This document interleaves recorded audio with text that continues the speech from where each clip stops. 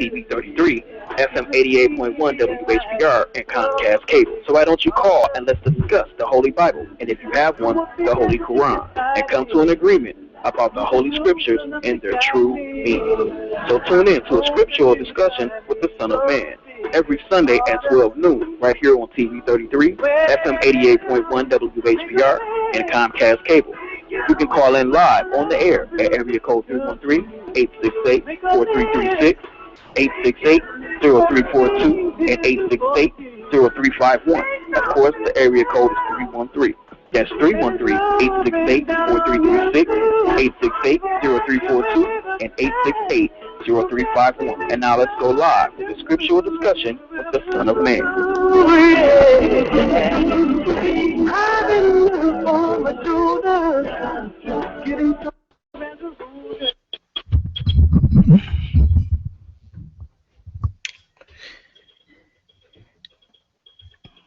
In the name of Allah, the Beneficent, the Most Merciful.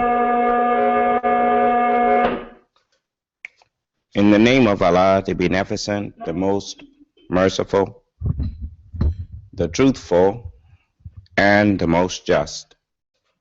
I greet all of you once again with the greeting words of peace from the Lord of the worlds, Allah's Salam Alaikum.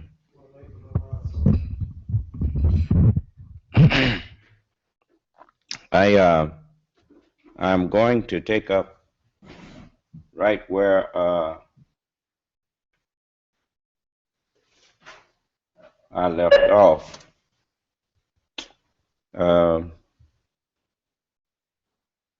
Friday, I told you I would continue with the messenger speaking. But before I do, somebody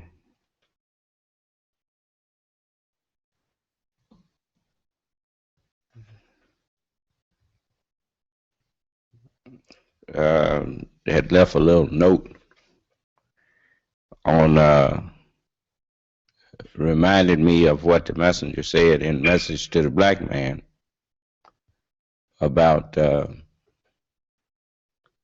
Muhammad being an Arab. I already told you, I knew that Muhammad was an Arab. He was from Arabia. He was born in Arabia. The Quran was revealed originally in the Arabic language. But that had little or nothing to do with whether he was a white man or not. If you look up, calling him an Arab was just the same as calling me or you, who was born over here in America, an American. But I'm still a black man. Do you understand? So, you got these people that this person wrote on page 94 in the section of the Bible and Holy Quran, the section of it entitled The Bible and Holy Quran, of Message to the Black Man. The Honorable Elijah Muhammad, of course, he didn't say that. He just said Elijah does state Muhammad, an Arab, was a member of the black nation. Everybody on the planet is a member of the black nation. You came from us. Ain't every member of your family your family? You don't know. You all, that's what you get for not listening to me.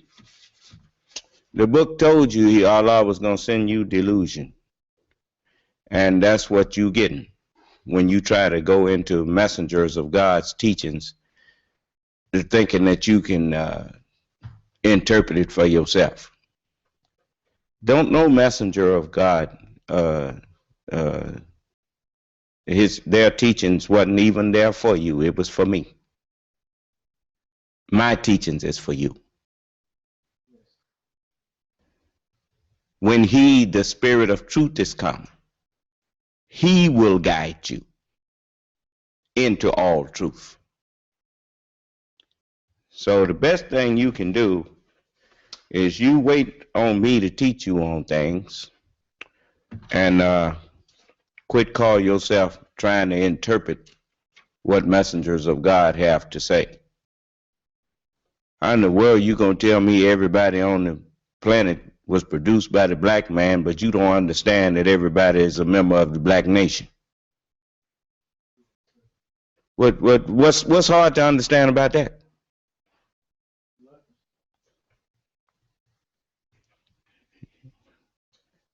If any of you can show me that you came about before we brought you here, I would like you to come and show me. Come on in here and tell me where you came from. That go for Chinese, Japanese, and white people. Now, any of you, you scientists, come on in here and tell me where you came from. If you didn't come from us, where'd you come from?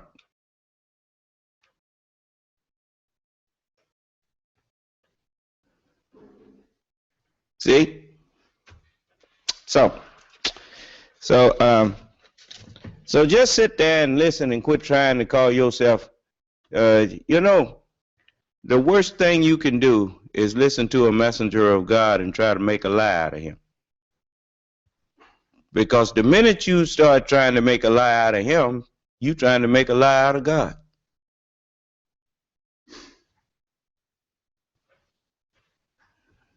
Now, I done been teaching for almost 40 years now. Ain't now one of y'all done made a lie out of nothing I said. You think you know so much, why don't you come on, get up here and let me question you? Just unmute your phone. Call in the conference room, Mr. and Miss Know-All. Come on in here. You see? You see what you get? It's just like the dog when he barking from behind the fence. You open the gate, he shut up, and if you come toward him, he get on the ground and start wetting on himself. So, I mean, what? All you can do is come in here with your guesswork. Do I sound like I'm guessing about something?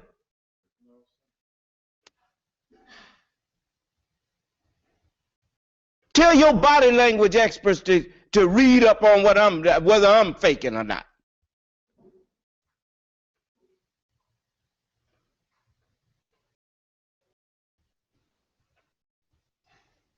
You don't see my eyes rolling back in my head and all that kind of stuff when somebody asks me a question.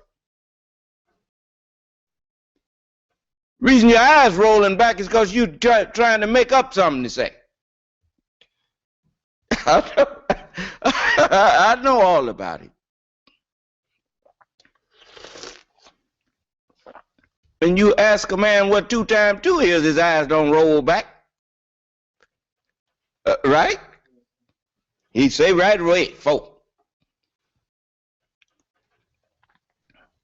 So, we want to teach everybody. We want to do away with the people who out here misrepresenting Islam. I don't want you to think that what the people are trying to practice from what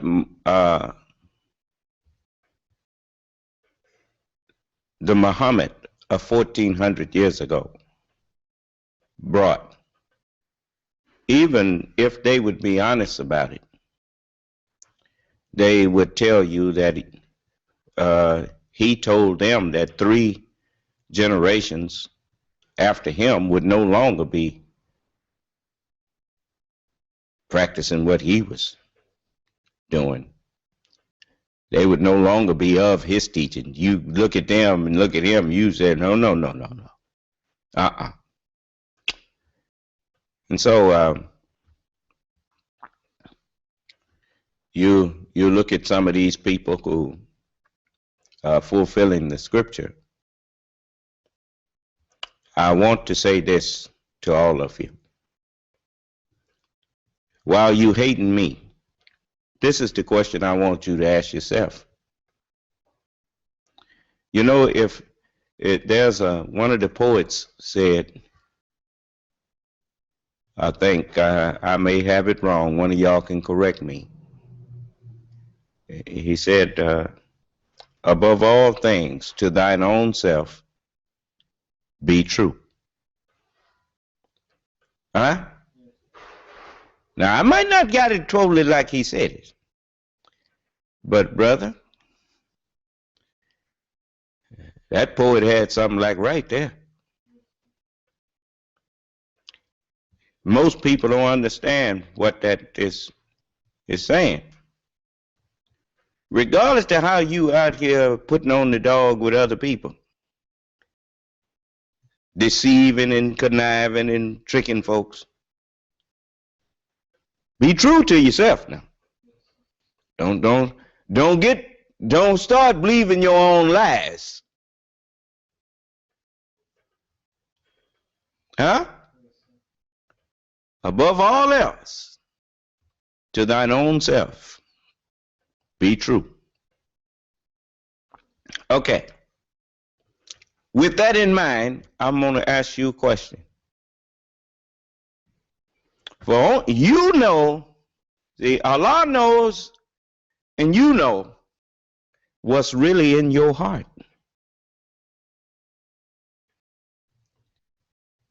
What your real agenda is. What your real feelings for other people are. Regardless of how you go out here in the public and act. Now,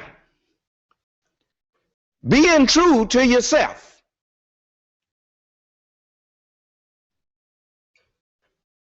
How many of you wish that everybody on the planet was like you?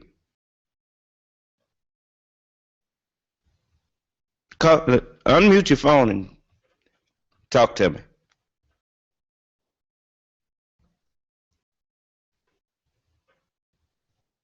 Since you say I ain't got no business standing up here telling people they need to be like me, well, you know, I'm trying to teach you and make you like me. Well, I mean, you know, if you really are the good person that you portray yourself to be, if you really ain't got no skeletons back there, won't you come on in here and talk to me? If everybody on the planet was like you, would the world be better?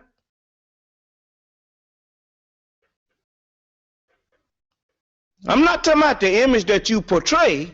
I'm talking about the real you.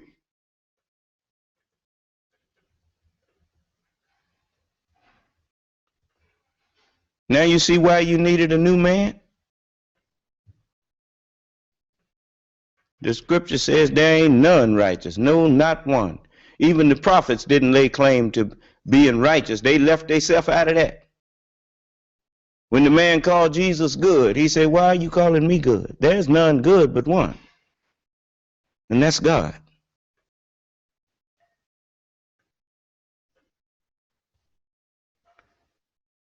You notice, I was talking to the fella called himself Muslim, right?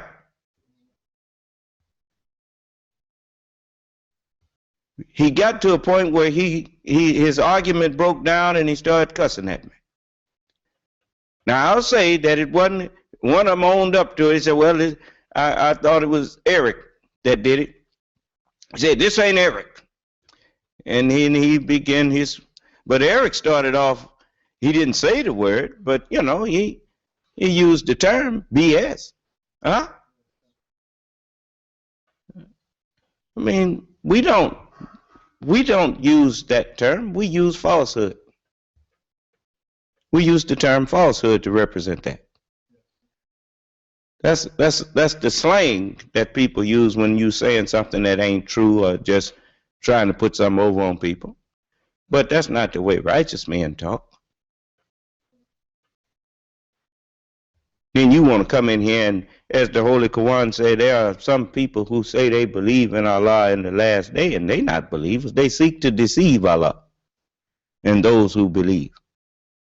And the only one they deceiving is themselves.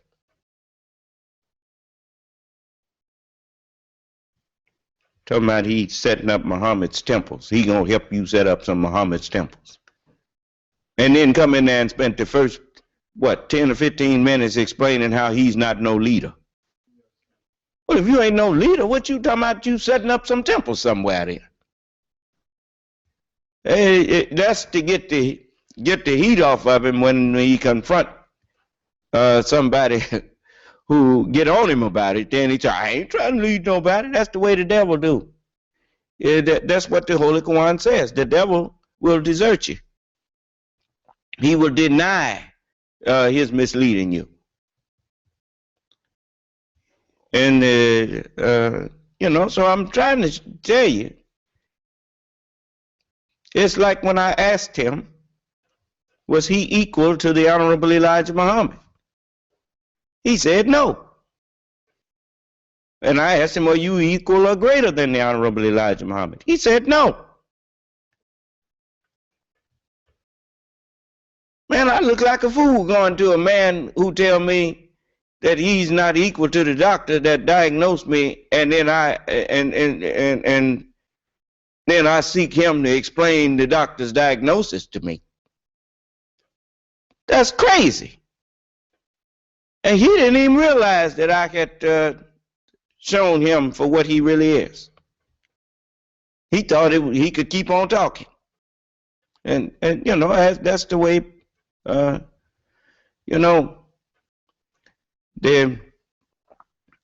that's why I didn't keep on going down that vein. I wasn't going to keep on going back and forth with him about it because I knew he wasn't up to it.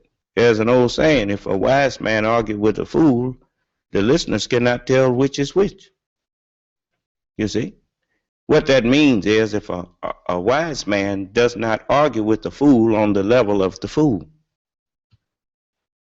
So once you do that, you've defeated your purpose. It's just like if people, as the messenger said, he said, we don't want our people acting unrighteous, regardless to who acts unrighteous towards us.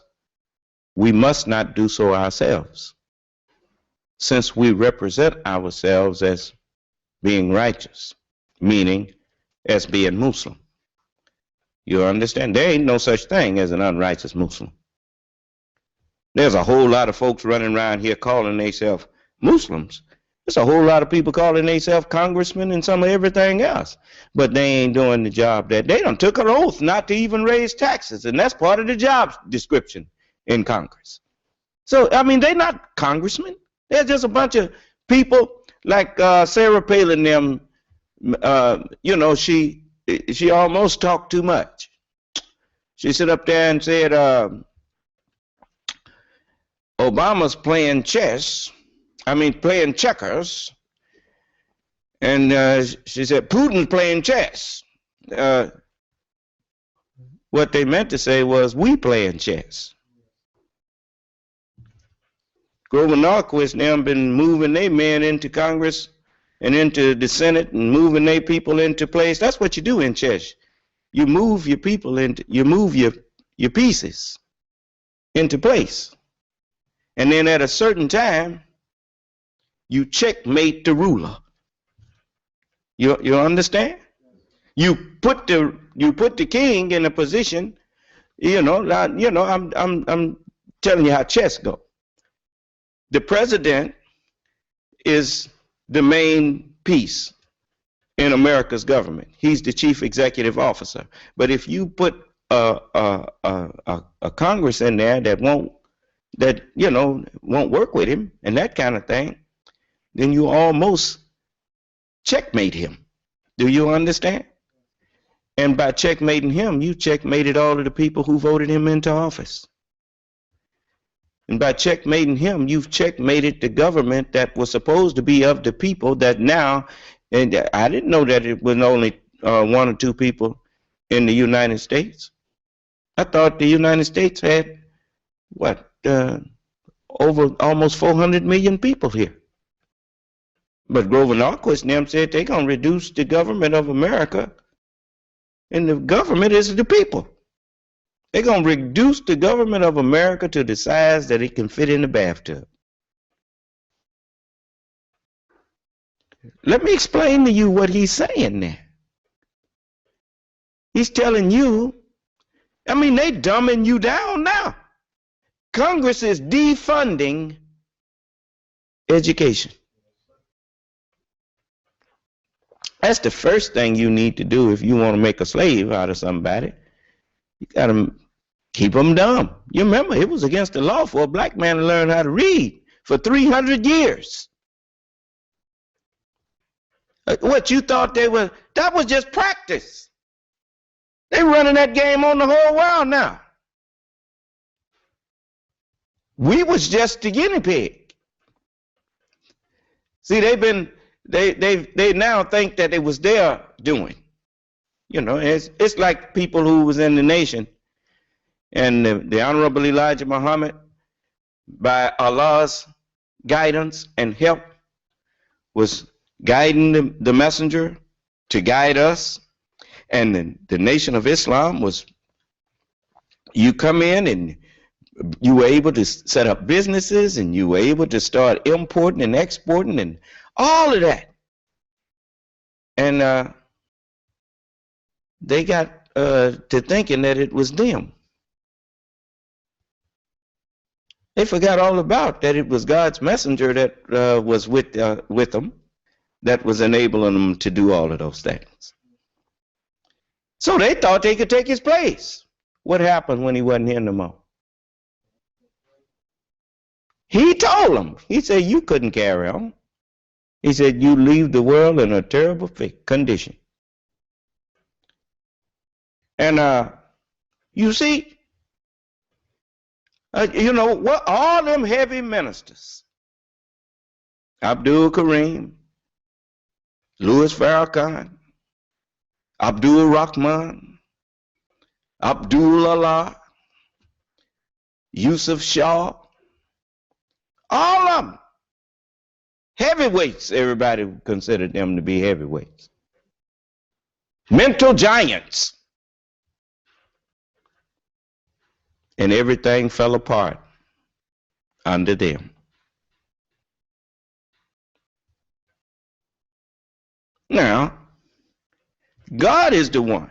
Allah is the one that said to Abram, he said, Abram, your seed shall be a stranger in a land that is not theirs, and shall serve them, and they shall afflict them 400 years. Allah don't just say a thing.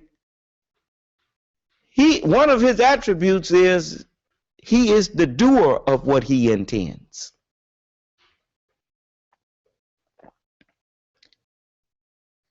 In the book, the Assyrian starts boasting himself that he did all of those things, and the Lord says to him, does the axe boast itself against him who wields it? As I told you, look, white people only ruled because Allah helped them. He gave them that power. He gave them that ability. And whenever we tried to come out from under it, he didn't give us the understanding of how to untie the knot that he had tied. Do you understand? If Allah shut up a thing, he shut us up in slavery. And ain't couldn't nobody come open that but him. Do you understand? So, you know, rocking around here talking about you going, you know, I've grown up now.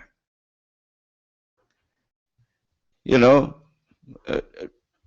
I don't say, I won't say grown up.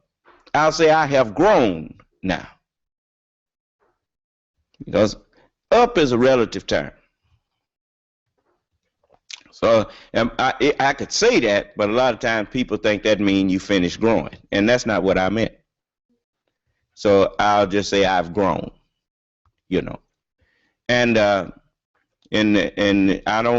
no longer look at slavery and what was done to us in the same light as an adult mind, as a knowledgeable person, as I did when I was as a child in my understanding.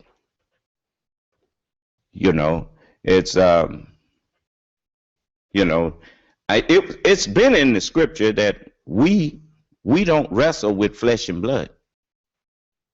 So when you read over there in the what is that, Genesis, where Jacob was wrestling, there wrestled with him a man. You know, it wasn't talking about a flesh and blood man. It was talking about minds. The minds, man, bodies. Do you understand? Like people, man, ships. Minds, man, bodies. And which you know, just like when you tell people that the word is God, that most people, they don't realize what's really being said. You know, where your mind come from? Came from words. And your mind, being composed of words, controls your body. The word is the mind, and the mind is the word. And the word is God. So we are here to put an end to false worship. And you know, the only way you can put an end to false worship is to put an end to people being willing to receive false words. You see, and a man that don't know the truth is set up to receive false words. So I'm here to give you the truth. And it's written, when he, the Spirit of truth, is come. Well, when is he going to come? The Holy Quran says, say the truth has come, and falsehood must vanish. And so now let's get back to these people who I asked the question. You would think that all these people that's declaring that they fighting some holy war and murdering people, you know, that's one thing you can't lay on the Jews. At least when the Jews is fighting and killing people, they ain't claiming that it's holy. You have to give them justice. They ain't out there telling you that they fighting no holy war. They know better.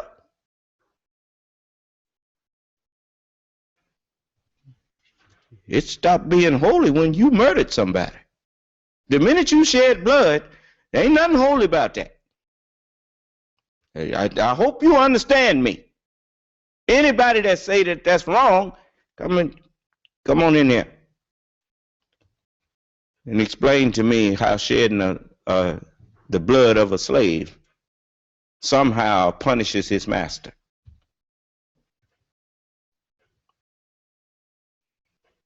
I mean, I remember when we were slaves, the slave master didn't care nothing about murdering a slave. Didn't care nothing about no. He used to say, "Kill me a mule, and I'll buy me another. Kill me a nigger, and I'll hire me another."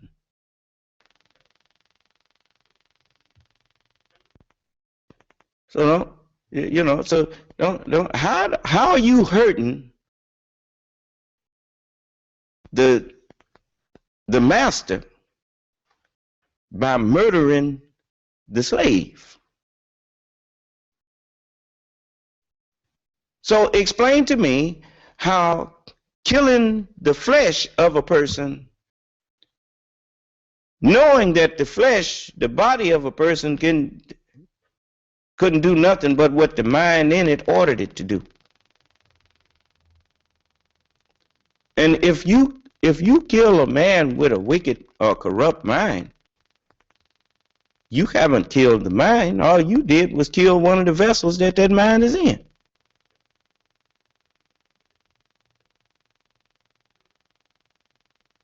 So why kill the vessel? Why not listen to what Allah said? That his word is sharper than any two-edged sword. You know, they didn't use the term scalpels back then. But you know, when a doctor gonna perform an operation, he said not only can the word of God is sharper than any scalpel, and is capable of removing the spirit from the flesh. Huh? The spirit is the word.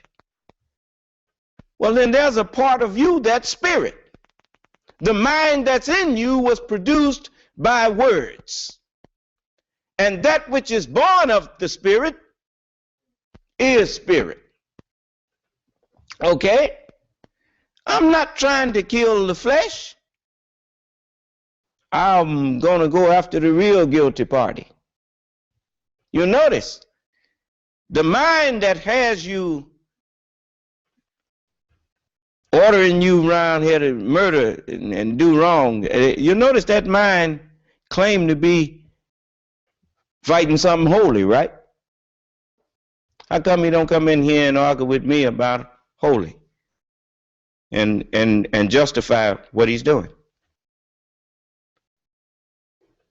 No, all he can do is wish he could kill me.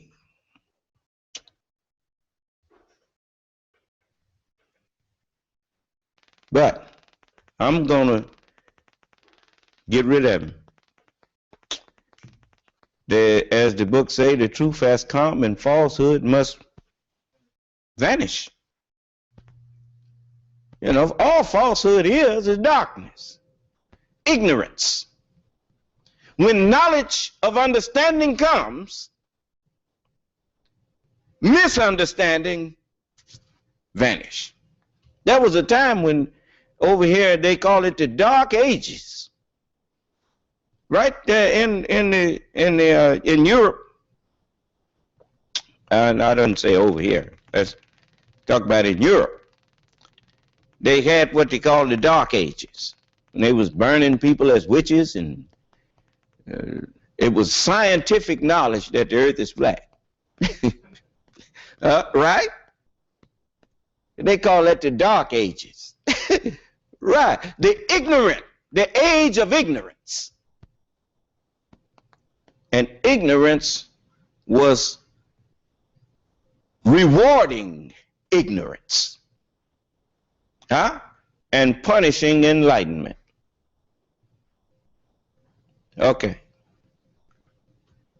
Well, light is coming to the world, and men love darkness rather than light because their deeds were evil. And everyone that doeth evil hates the light, neither cometh to the light, lest his deeds should be reproved. Condemned. So don't nobody want to be condemned. You know, that don't want to change. Person that is willing to change, they happy when they find out that they wrong and can do better, because they really wanted to do better. You understand? Okay. So, just like one of the brothers that was in the room and heard that conversation between Eric Muhammad and myself. He called himself Minister Eric. Well, okay. One of the brothers, he texted me and apologized and said if he said anything to offend me, he, you know, offered me an apology. And then he called me and we talked, and as I told you, and that's why I talk with people, because you cannot, as I was telling him, you don't fuss at people. It's just like some of you liked it when the Honorable Elijah Muhammad was getting on white folks' case and letting them know that they are the real devil that the book talk about. That you like that. And then when you hear some white people recognizing the truth that was being said to them, and they try to repent, then you get upset. Now you don't want to let them. What is your major malfunction, man? If you fuss at a person for wronging you, and then they try sincerely to correct themselves, what you saying? You won't let them correct themselves? You don't accept that? That's not the teachings. The Honorable Elijah Muhammad said the only reason we go by his color is for the purpose of explaining to you what man we talking about. But, that's because you didn't know that the mind that's in the man is what we're talking about. Huh? The man came out of us. That his flesh is just flesh. The mind that he got, that even came out of us. We taught him. It ain't no it ain't no secret that they call it old black magic. They tell you that right out in the open. And even when in slavery, when we got to the point where we was old, he wouldn't call us boy and girl as much as he'd say uncle and auntie. Who is your uncle? That's your father or your mother's brother, and your auntie is your father or mother's sister. Is that right? Yaqub, Jacob, is not my God. He's not my God. He was one of our brothers. The sons of Jacob there. The yellow, brown, and white man, those are the sons of Jacob. The reason that Jacob get the credit was because he was the one that had the knowledge of how to bring them out of us. Do you understand? So they are called the sons of Jacob, metaphorically. Do you hear any white people coming in here telling me I'm crazy?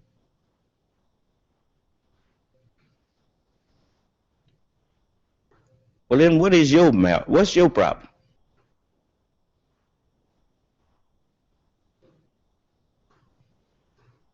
Okay. So, I want you to stop disrespecting them.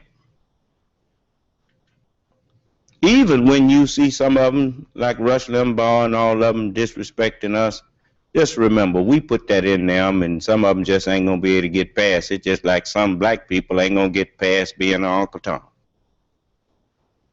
You understand? You got a man sitting up there on the Supreme Court that got about as much business on the Supreme Court as somebody out of elementary school.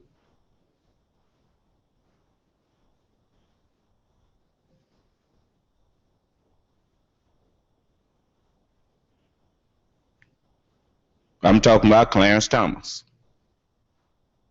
And the people who was handling George W. Bush, those who was advising him, they handpicked that man to put him up there. He's an insult to the memory of a black man like Thurgood Marshall. He's an insult. And you notice the only people who call themselves fussing with Congressman Thompson was a bunch of racist white people. I wish you'd come in here and have that conversation with me. You proves our point.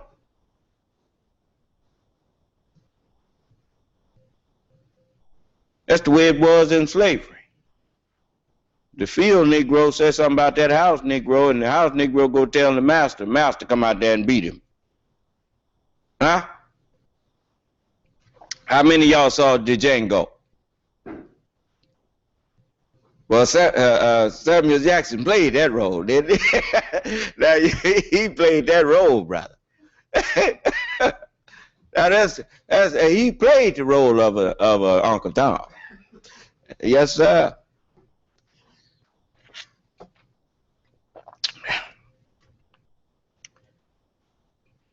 But I believe Samuel was just acting.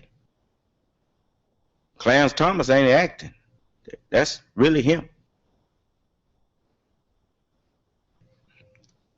You know, if he you know, you can't really see how far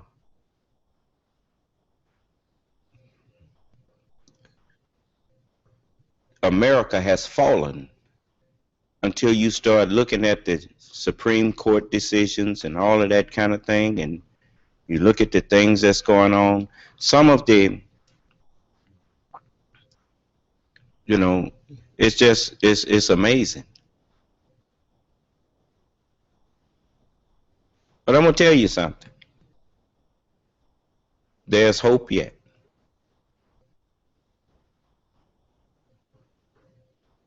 You know, as long as you don't give up, there is hope. As there's an old saying, quitters never win, and winners never quit. Do you understand? You know, you don't, just because a person win a battle against you, that don't mean the war's over. And like I said earlier, they call themselves playing chess, and they putting all their little cronies, people who will just do what they are told and they will get rich. They've been offered lots of money, you know. And so they, at least to them, it's lots of money. And that's what Judas was. You know, Judas betrayed the innocent for money. Now, I want to tell all of you all who made that deal with the devil, with Grover Norquist and the people that he represents, you don't have to live up. You don't have to honor that. And I guarantee you, if you dishonor it, it ain't a thing they can do about it. Let them threaten you all they want. They'll be able to kill you about as much as they've been able to kill me. I'm still here, I am. Don't fear them. Did you see what just happened to Donald Sterling? Huh? How did he look on there whining? A billionaire sitting up there whining and talking about I made a mistake and all that kind of thing. You would think that he was more dignified than he was, wouldn't you? You think having a lot of money makes you a wise man? And do you honestly think that being poor makes you a fool? You're not very bright. You think that white skin make you right, huh? And black skin make somebody wrong. That's how you're thinking. Well, he must have a lot of sense. He got lots of money. Oh yeah. then why, you know how you can tell the wealthy people are not happy? You know how you can tell they are not at peace? The same way you can tell when a garbage truck is somewhere close around your community. The smell comes with it. Don't you know that a person who has peace could not break yours? Because he brings his peace with him wherever he goes. Of course, on the other hand, if he's not at peace, if he's catching hell, he takes his hell with him wherever he goes. Did you hear me? Now, when you come in here listening to me, when you come around me, is it hell or is it peace? Well, you going to say, I broke your peace? Man, I didn't break your peace. I offered you peace and you turned it down. You broke your own peace trying to fight me. It's like people that used to come in here and tell me I was confusing them. And I told them why they was confused. I'm not confusing you. You confusing yourself trying to argue with me. You're like a person who go outside in the daytime and try to argue that the daylight is dark. Once you are confronted with reality, if you don't accept it, the only thing left for you is confusion.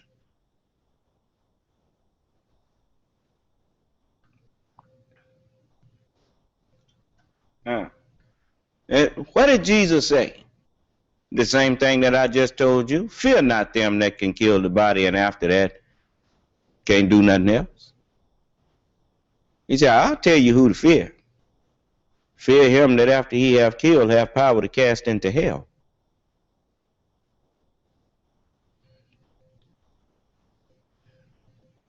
You see? See, now this is what's taking place. The world I'm going to tell you what's happening. Allah has sent me with the truth from him to share with you. Everybody that does not accept this mind that I'm offering, that's all a school of, that's all words are. It's a mind being shared with you. You've said that all your life. I'm going to give so-and-so a piece of my mind.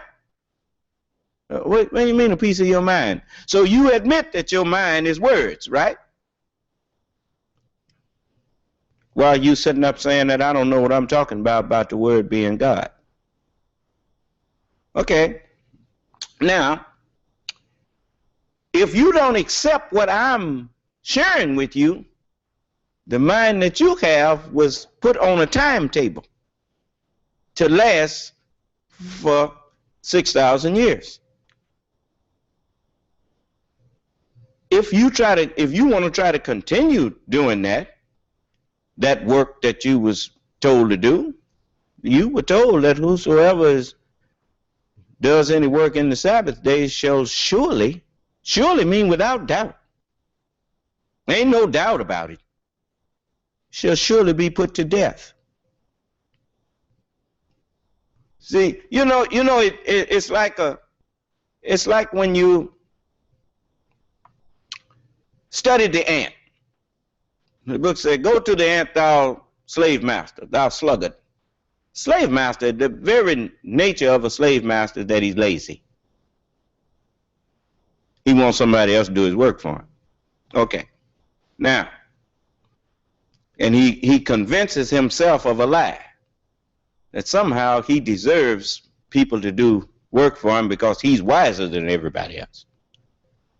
While God said, he that is greatest among you, let him be the servant of all. Didn't say let all serve him. He said let him serve all. Huh? I never forgot that.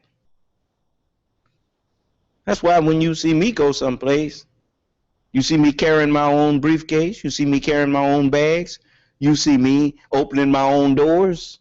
I don't want nobody running in front of me doing for me what I can do for myself.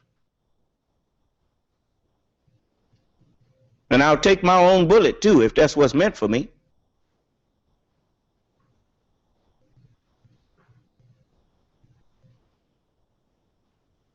Otherwise, I need to put the title man down.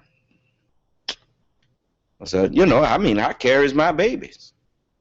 I picks them up and carry them. I open doors for the sisters. I don't need nobody doing for me what I'm accustomed to doing for women.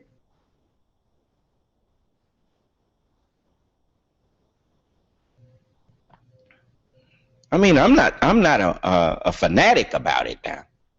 You know, I understand that, you know, if I get to the door before you, I'm going to open it for you. I mean, somebody got to open the door, man. We ain't got to stand there trying to do, well, I don't need nobody to open no door. Well, get out the way. You know, it's just a matter of etiquette. It's knowing, you know, it's knowing how to conduct yourself. That's what being civilized really is knowing how to conduct yourself. That's why in order to know how to conduct yourself, you need to know the people on the earth. You need to know your fellow man. You understand? You go visit a man's country, then how you gonna not offend them if you don't know, if you're not aware of their customs? Huh? And if you're not aware of their customs, if they invite you to, if you invite a person to your home or your country, then if you can, you need to find out what their customs are.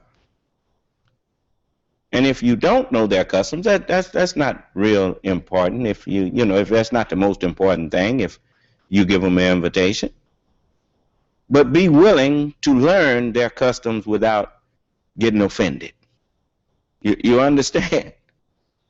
And because you can't change a person if you cannot first recognize that they they have their own ways before they met you. Huh? And so it's a proper way to correct people. And so the Honorable Elijah Muhammad, he kind of told it to me straight, because he know I could receive what he was saying. So I want to let you hear what he was saying in the last sermon that he gave to us. I think it's almost 12 o'clock there. Y'all need to play the station ID, and then I will play.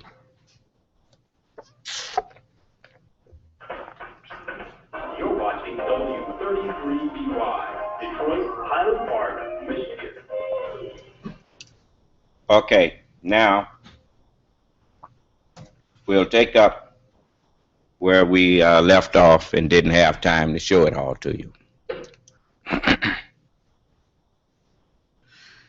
So y'all give me a minute here, and we'll be ready to start.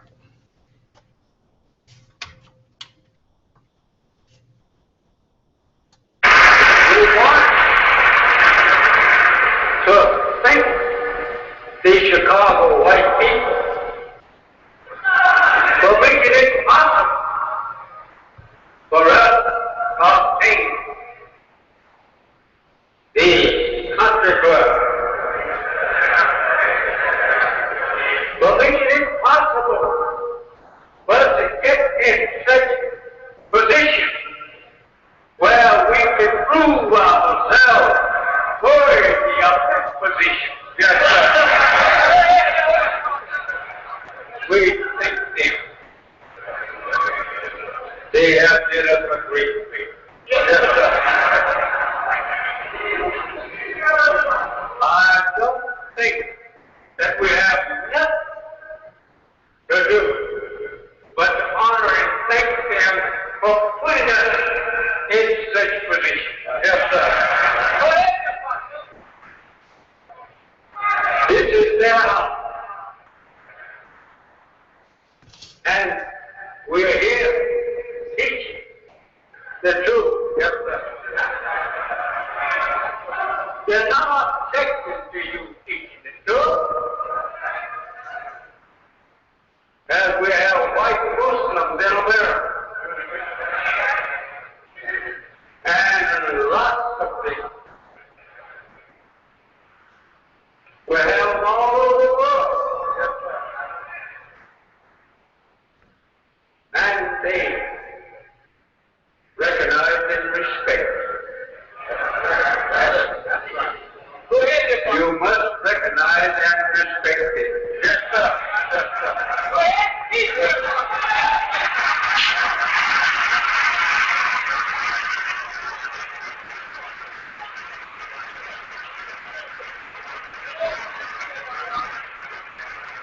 You don't disrespect people that is trying to respect you.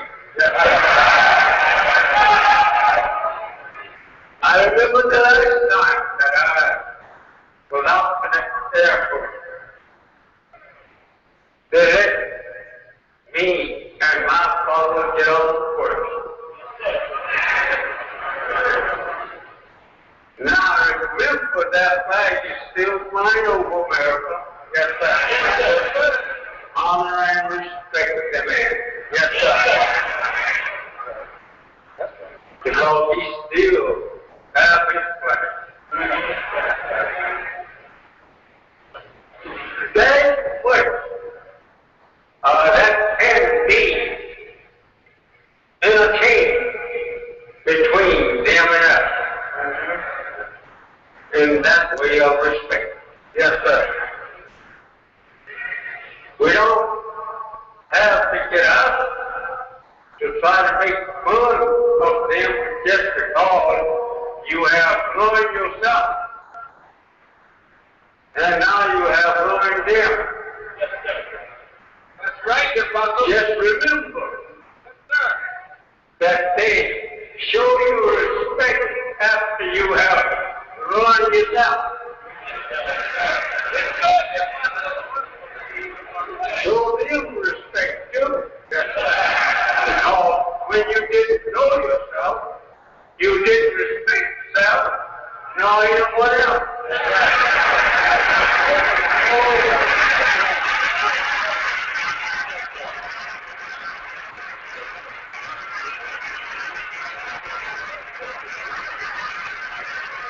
We used to disgrace ourselves and them too. That's right. Because we didn't know ourselves. That's right. But now we respect ourselves and we respect them. Yes, sir. Praise be God. Yes, sir. You'll go out there disrespecting the honor of this land. There are others, as long as they ain't power. Yes, sir. I think you will be showing disrespect for the honor that has been conferred on you. Yes, sir. And me, by God. Yes, sir. Thank you, dear Holy Father. Yes, respect everybody. Everybody will respect you. Right. Right. Thank you.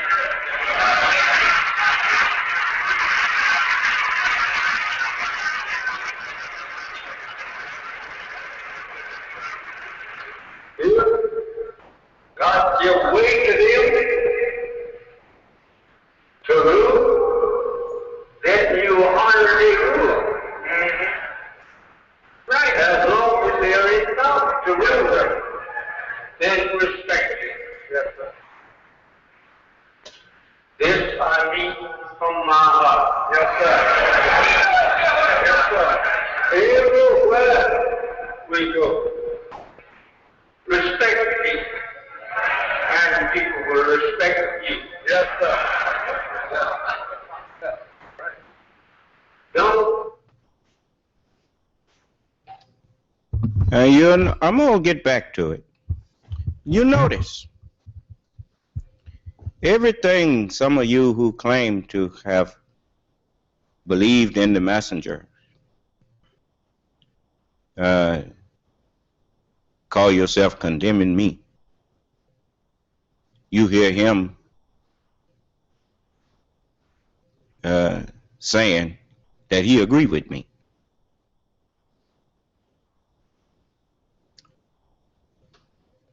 Think not that I will accuse you to the Father, but there's one that accuseth you, the Honorable Elijah Muhammad, in whom you say you trust. For had you believed in him, you would believe in me.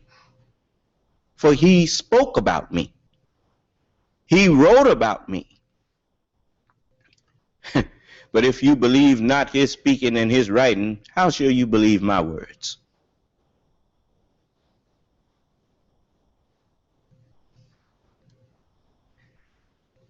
You talk about the white man. The white man believed the Honorable Elijah Muhammad far more than you did. That's why they set up a counterintelligence program to try to stop that rise that he said he was here to do. They wasn't questioning his authority. They had to do what they was told to do. The book says that he would oppose. Who oppose it? He was put here to oppose. He's the blue-eyed devil. Not blue-eyed like you think we talking about. That's just another way of saying fair-haired boy. He was the chosen one, the chosen devil. Remember when the Lord's sons came to present themselves, and the son of perdition came too, the Satan came. And the Lord didn't say, what you doing here? I didn't send for you. He told him, he said, where are you coming from, Satan? And the Lord, and Satan told the Lord, he said, from going to and fro in the earth and from walking up and down in it like you told me to do. I know he didn't, that ain't in there. I fill in the blank for you. And he said, well, have you considered, the next question tell you that he was doing what he was told to do. He said, have you considered Job over there, my servant Job?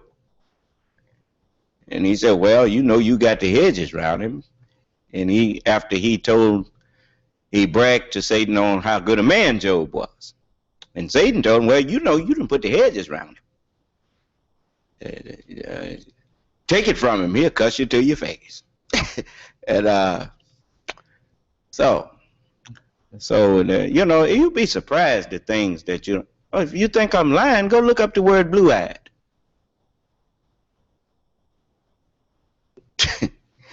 You really don't know what's going on. And I'm trying to, as we used to say when I was growing up, I'm trying to hip you to it. You know, and but anyway, you'll notice there's lots of people going around claiming they believe in the Honorable Elijah Muhammad. I remember this brother up there, his name was Levi. He would always lump me in with a lot of people that he called hypocrites. And then when I invited him to come in and tell me what is the hypocrisy that you seeing in me? Where is my hypocrisy? A hypocrite is a liar. What have I lied about? Come and explain it to me.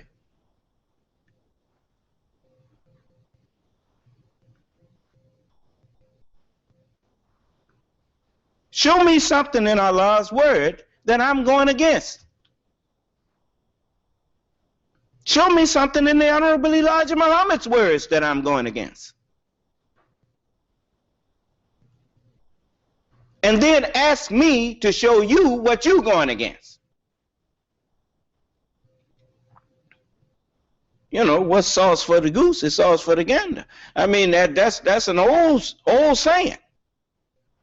You know, well, okay, if you think you know Allah better than me, why don't you come on in here and let me question you, and we question each other, and let the people hear us both. I don't have to get in private to do it, and I don't demand that you come to me in no private, because I'm not on an ego trip.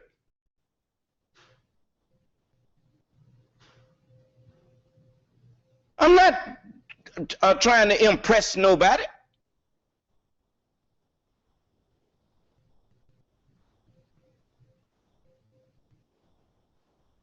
So if you show me that I don't know, I'll be more than happy to step aside and offer my services and my allegiance to the best knower.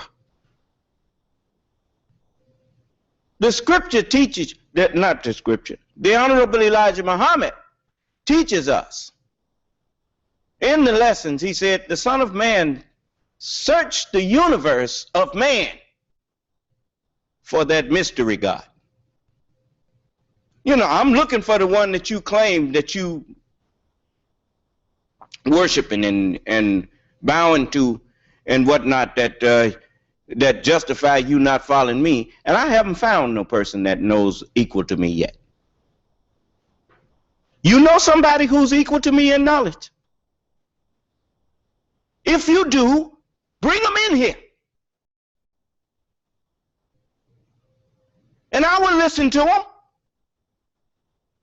And I won't try to do like you. You know, Ronald Reagan used to have a saying. He said, I will err on the side of caution. When strangers come in, the scripture teach you that. It say, be kind to strangers. For some of you have entertained angels and was not aware of it. What if the people of Sodom had known that? What if they had acted on that?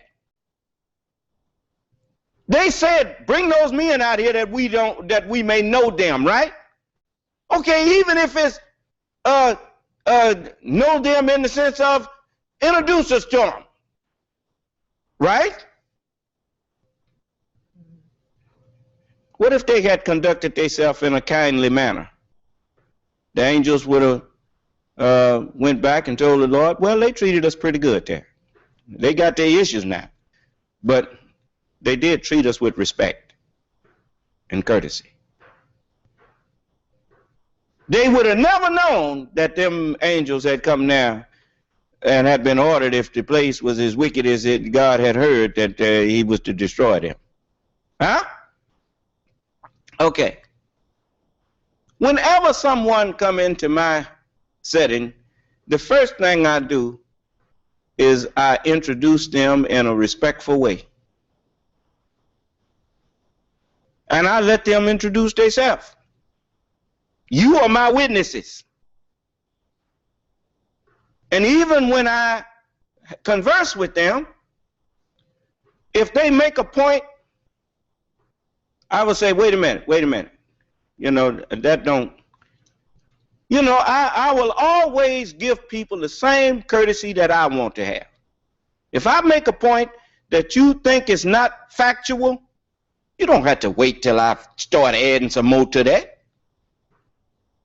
You could stop me and question me, hey, look, I ain't really satisfied that what you just said is true. Now you're going to have to give me some more proof on that. And I will do it. But when I try to do them like that, they accuse me of disrespecting them.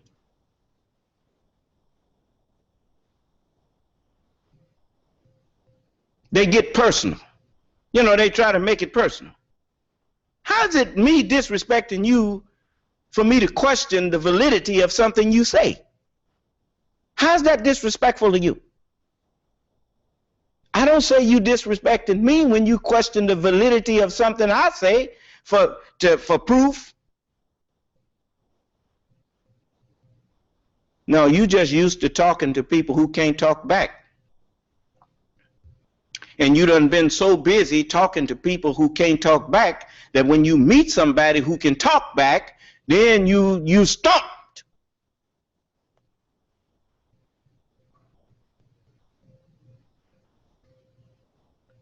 I don't worry about you coming up with no argument against nothing I say. I can't even come up with an argument against anything I say. Otherwise, I wouldn't be saying it.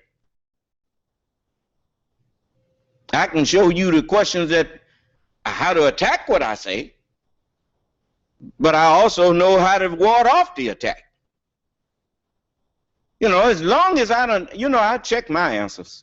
I learned that in elementary school. You don't just come up with in math, you don't just get the answer. They tell you check it now. Huh?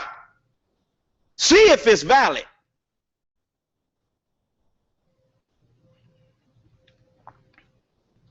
How many of you all don't believe the Honorable Elijah Muhammad was truly the messenger of Allah?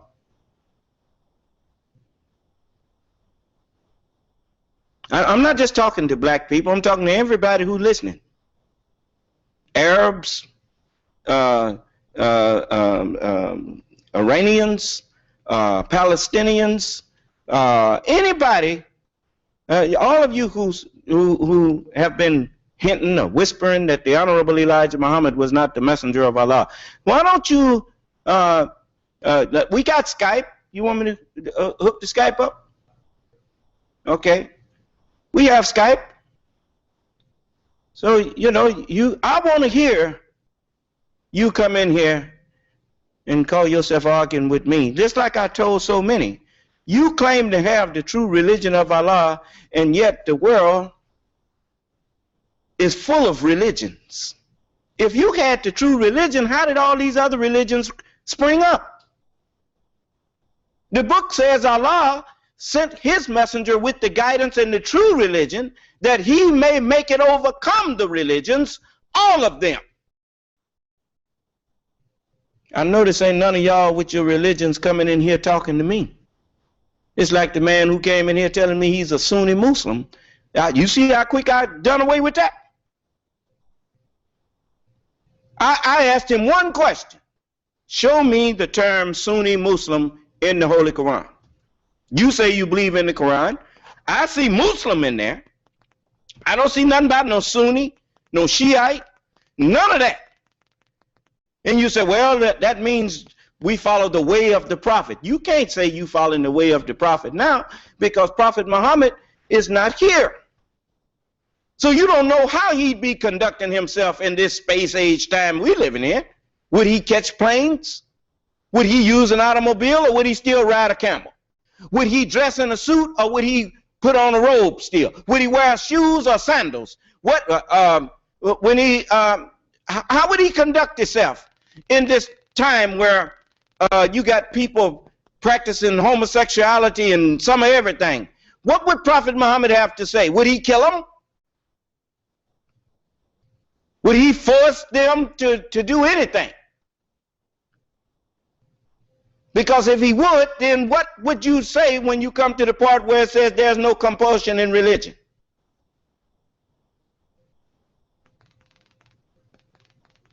You got you pseudo religious people, and wonder why so many people don't want nothing to do with religion. You the one standing up in the door, because you want to be called rabbi. You want to be called reverend. You want to be called imam. You want to be called father.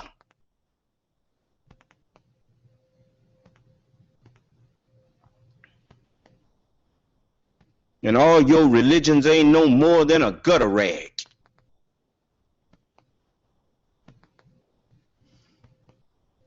Isaiah say filthy rags. That's what you got.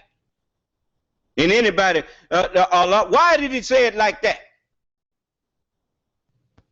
That's over there in the book of Isaiah, chapter 64, in the 6th verse. It says, but we are all as an unclean thing, and all our righteousnesses, all our religions are as filthy rags.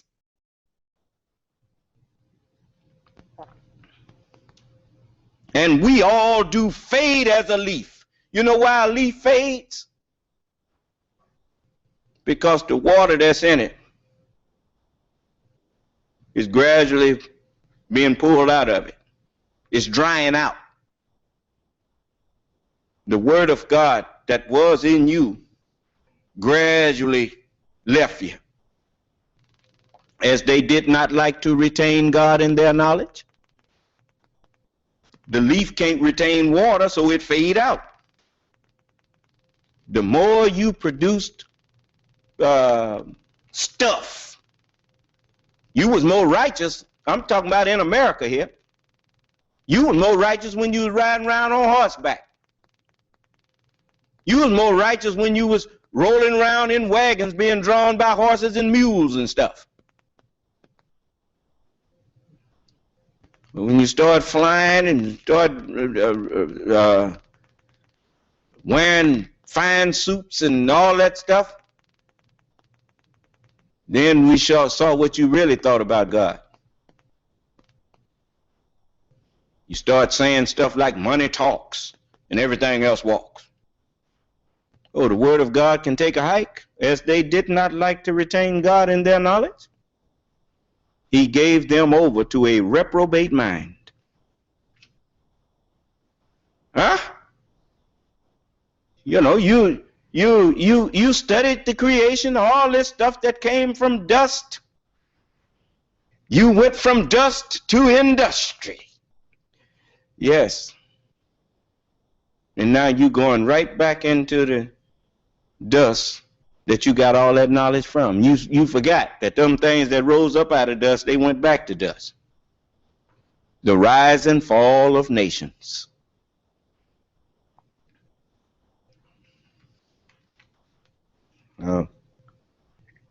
Well, it's my job to stop your plunge to hell. And those who in hell, my job is to open it up and let you out. You can't come out if you're not, as the book say, come out of her, my people, that you be not partakers of her sins. And the minute that you stop transgressing the commandments of God, then you will start practicing the right way, and the right understanding will come to you, and you will realize that you was doing it the wrong way, and misunderstanding is the hell, then understanding is the heaven. Do you understand? Okay. So, as the Isaiah said, all of our righteousnesses, all of our religions are as filthy rags.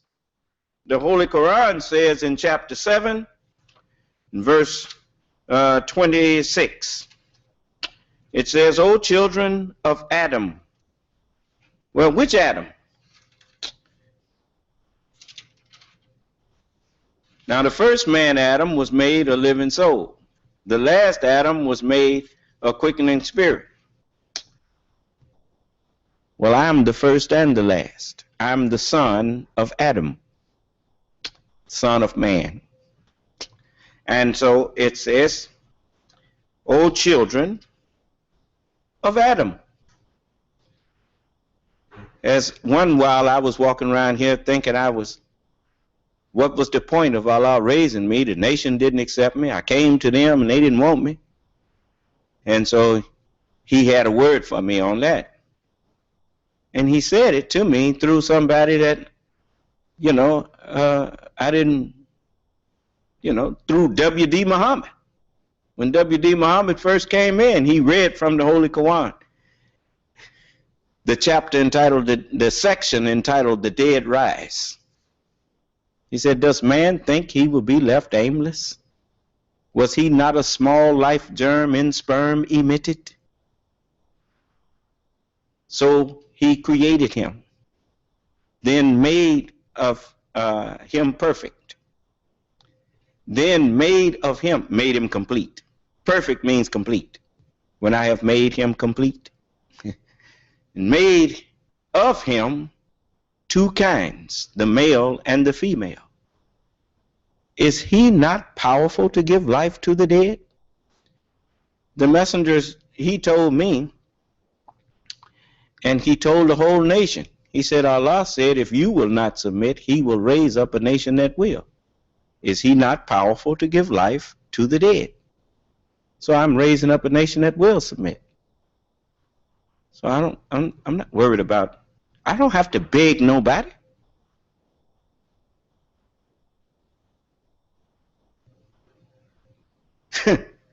The messenger told you, don't think you so great now just because God promised you the kingdom.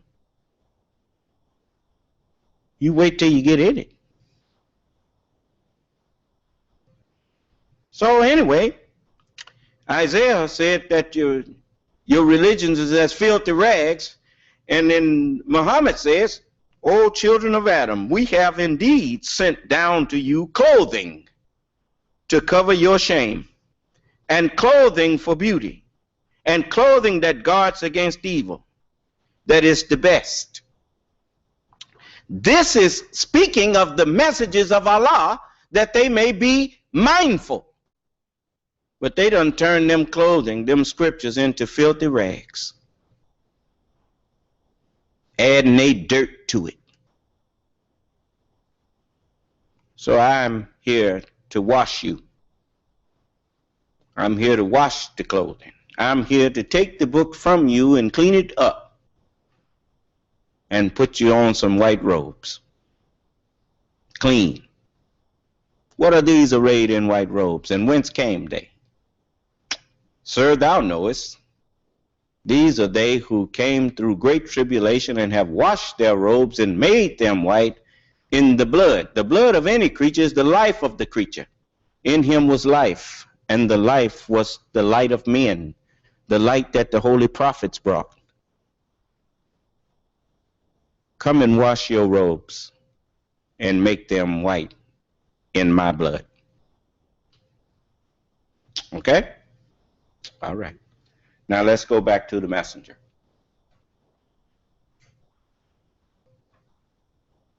Think that you are so great now just because God promised you the kingdom. Wait until you get in. Just that.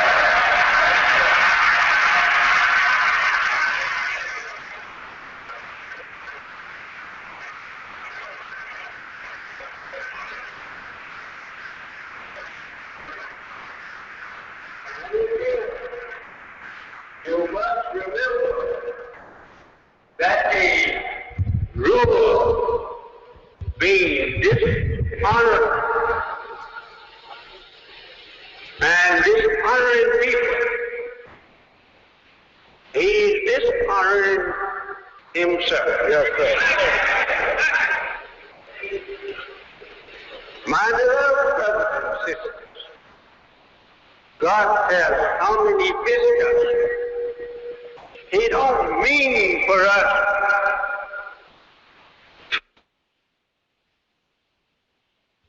I want to say to white people, what the messenger just said is what you are guilty of.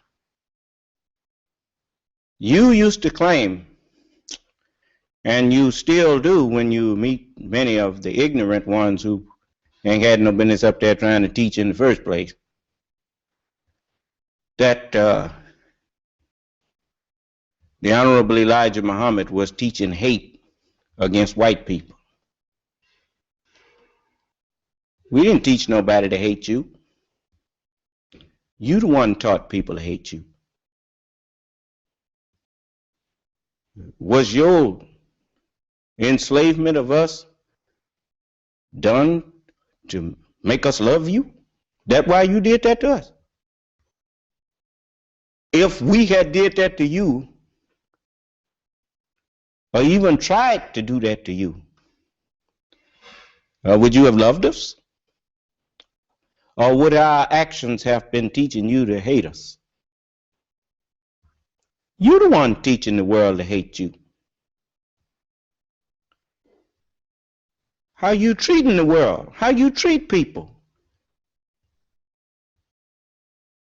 is what determines how people feel about you. Hatred and love are feelings.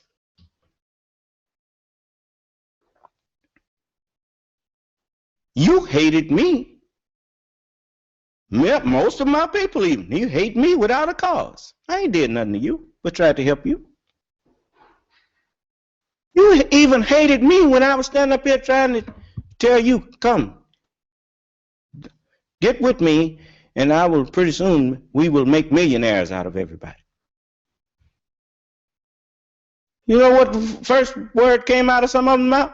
Want to make yourself rich. Is that what they said?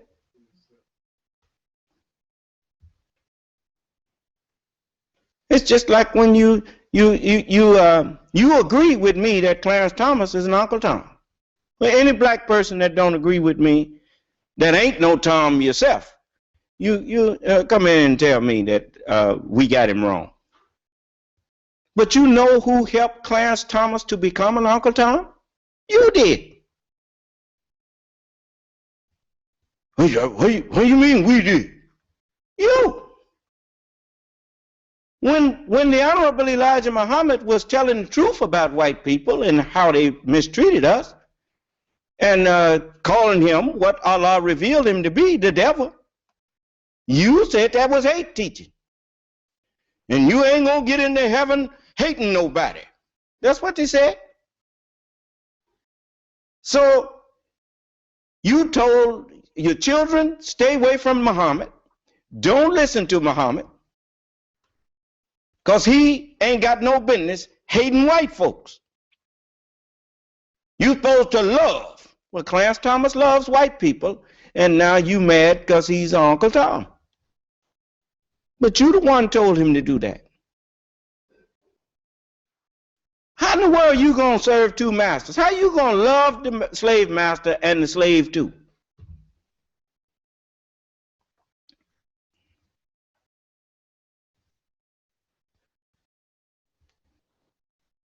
How in the world are you going to tell me you love black people and you love for the people who enslave us and mistreat us?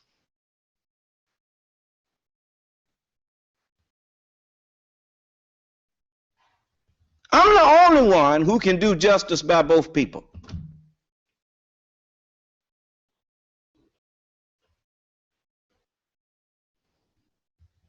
Because I have the knowledge that enables me to look at both people objectively and not as a subjected one to either one of the people. That's just like I was telling you about the forest. Anybody in the middle of the forest tell you they see what the forest look like, they lying. No, you don't see the forest because the trees is in your way. In order to see the forest, you got to get out of the forest and above the forest to look at it and see the forest. If you don't have an objective, if it's not an object to you, you don't see it.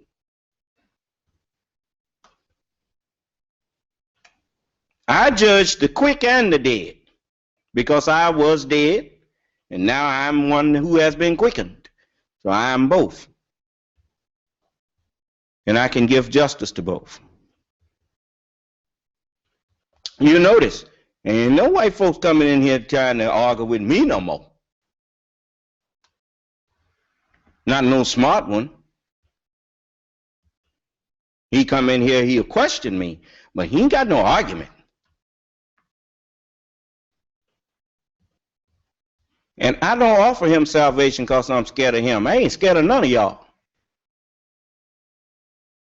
I offer him salvation because that's what Allah's word tells me to do. I don't take orders from none of y'all. I give orders to you. And you had better learn to follow my orders. We sent no messenger but that he should be obeyed by Allah's command.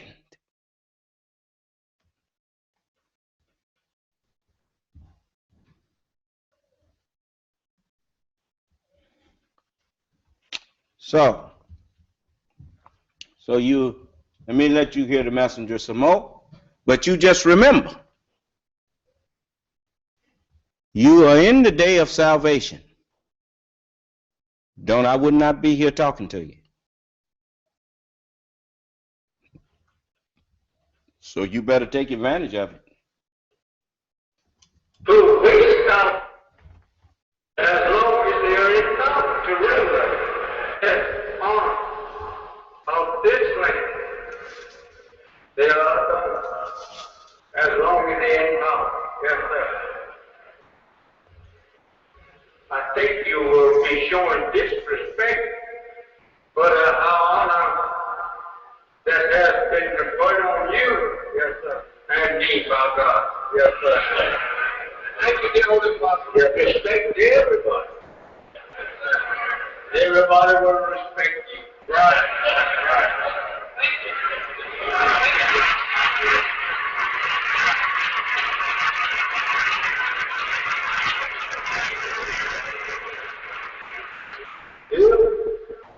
God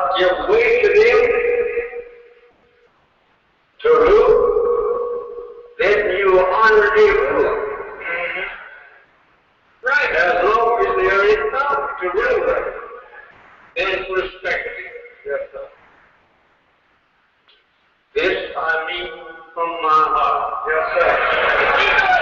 Yes, sir. Everywhere we go, respect people, and people will respect you. Yes, sir.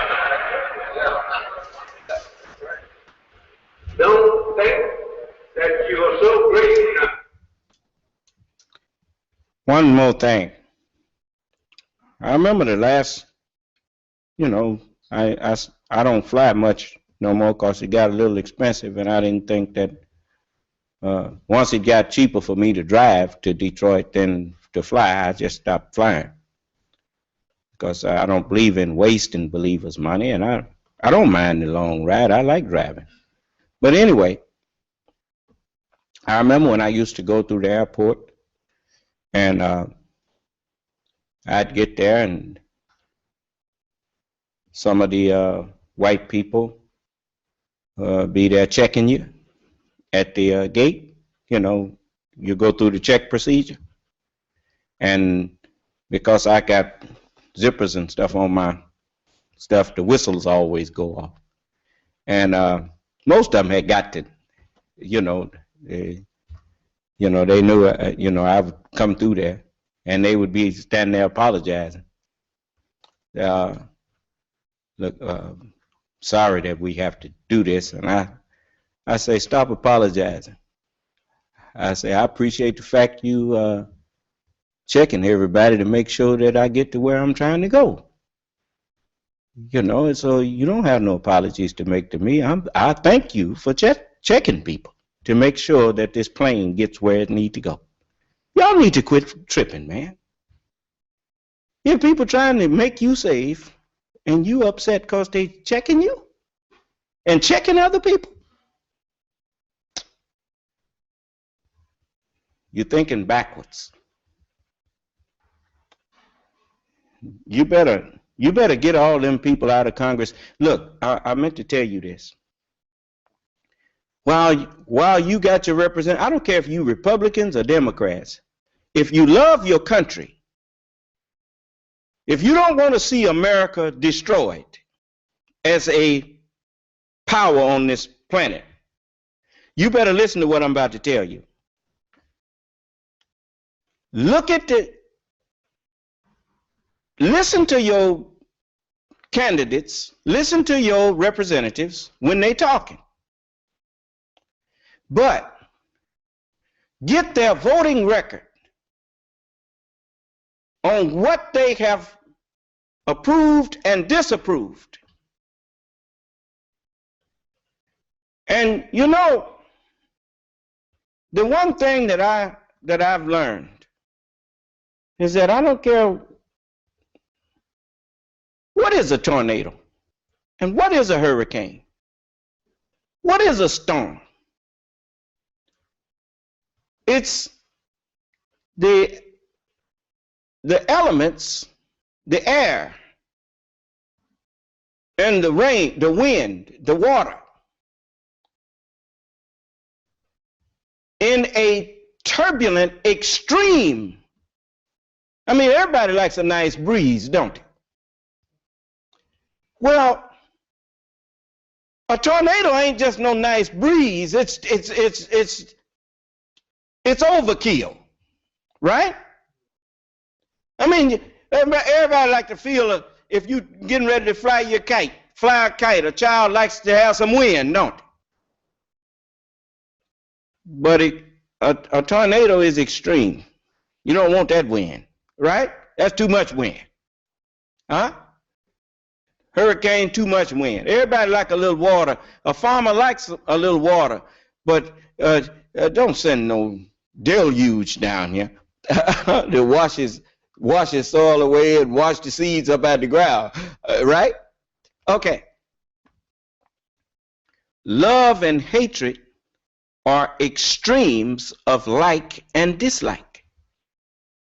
And you know that when an extreme wind comes through your community, it can't do nothing but tear up things. People who play to your dislikes and try to make it extreme into your hatreds and all of that kind of thing, they know that they can use your hatred to help them tear up your country. Do you understand? Because you know how a lot of times it's a lot of people sitting up in jail because they got blind with rage. And when I say blind with rage, I'm not talking about physically blind. If he went blind like that, he couldn't have shot the man. He wouldn't have seen him. But his judgment of thinking about not only what he was finna do, but the consequences to him that it was going to have. His rage blinded him. His hatred blinded him. His extreme emotions blinded him. Do you understand? Okay. If you have a congressman that tell you he's going to whatever, okay, they know you hate black people. Okay. Whatever Obama is for, I'm going to be against. You ought to stop for a minute and say, wait a minute, wait a minute. What if he's for better schools in the school system? That idea is a good idea. Better teachers, better schools, better food, and all that in the school system where my children go. I don't want you to be against that. Well, it's Obama. No, that ain't Obama. That's any parent that loves his child. That ain't got nothing to do with Obama. That has to do with how parents should feel about our children. You see, whenever someone want to get you to tear up your own house, who hate you, you think all white people love you. You think all white folks love you. And you dumber than me. I know all black people don't love me. I know that. Clarence Thomas don't care nothing about me. And there's a whole lot of them like him.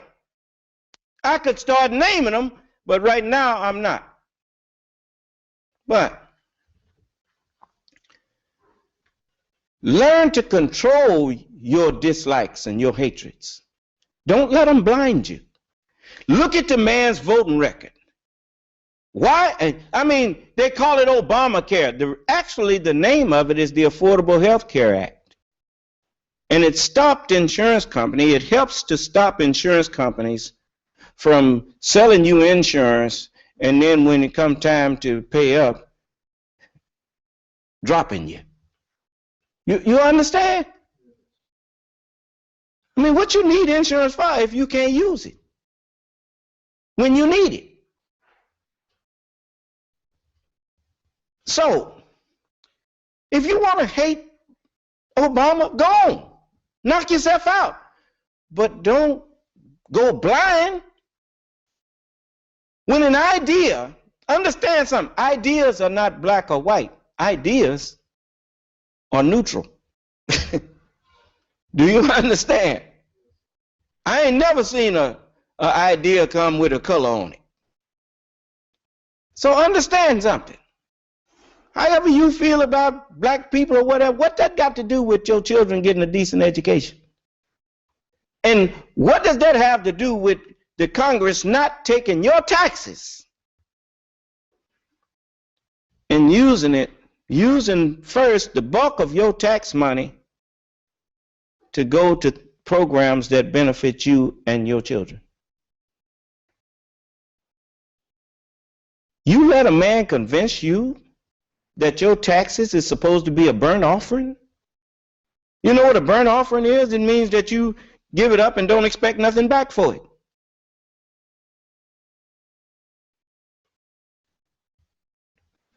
Get the voting record of all of them people that you've been looking up to.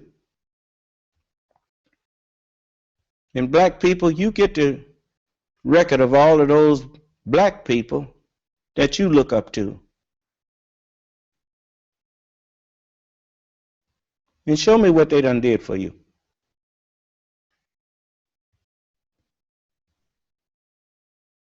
Show me why they deserve to be looked up to.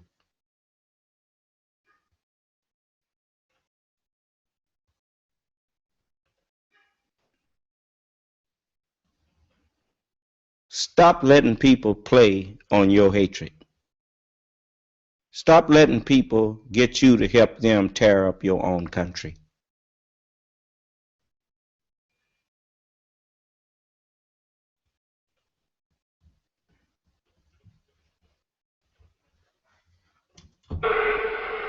Just because God promised you the kingdom. Wait until everybody will respect you. Right.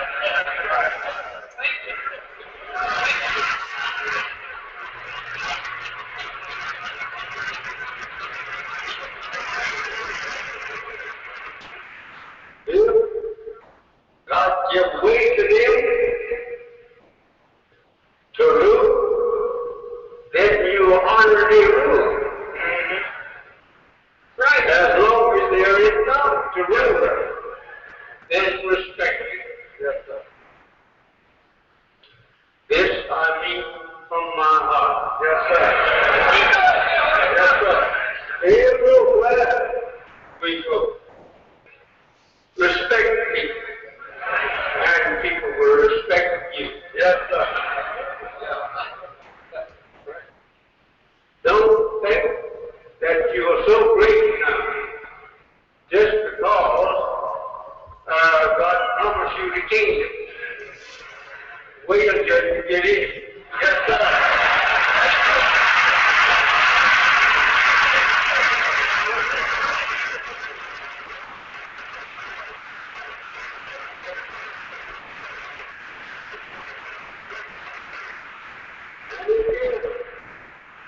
You must remember that a ruler being dishonored and dishonoring people, he is dishonoring himself. My beloved brothers and sisters, God has how many visitors? He don't mean for us to waste our time looking to see who can we make mark of. Yes, sir. Yes, sir. Look and try and show people that if you will mark this respect, that God did not raise us up to repeat the same.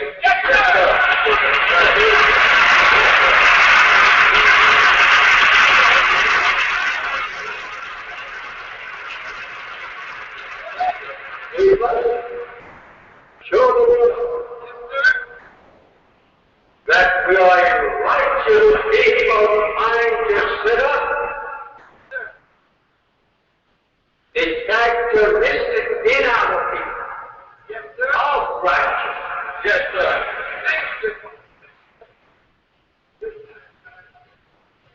We don't want our people acting unrighteous. Right. That's right. Regardless to who acts unrighteous by us, we must not do so ourselves, since we represent ourselves as being righteous people. Right. We be righteous.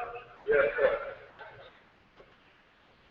If we said, there goes the devil, big devil, trying to fight you after him, if you say you are righteous, show the devil that you are righteous, but right.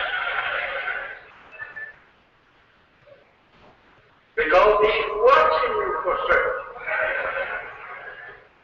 Since you said now you are righteous, then prove it. Yes, sir. And if you say he's not righteous, he will say he will love his neighbor. That's right. That's right. Better stop doing it. Yes, sir.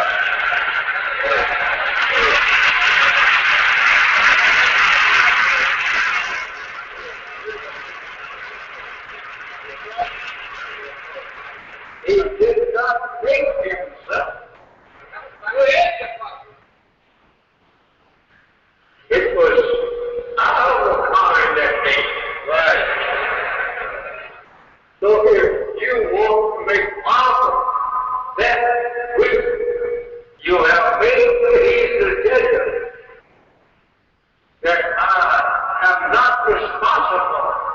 from our mate. You made me yourself. That's your mind. Let us remember these words. Thank you, dear Pastor. There is lots that we must learn to do to show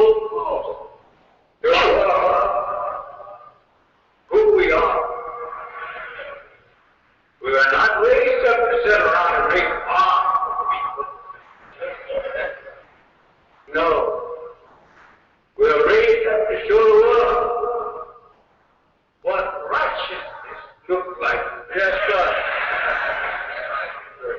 And how it feels to be righteous. Yes, sir.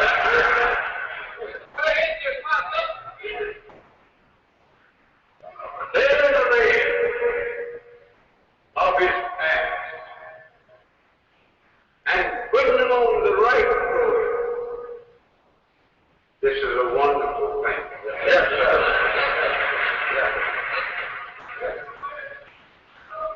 He said to Israel, I am your brother. Israel South Africa. Yes, sir.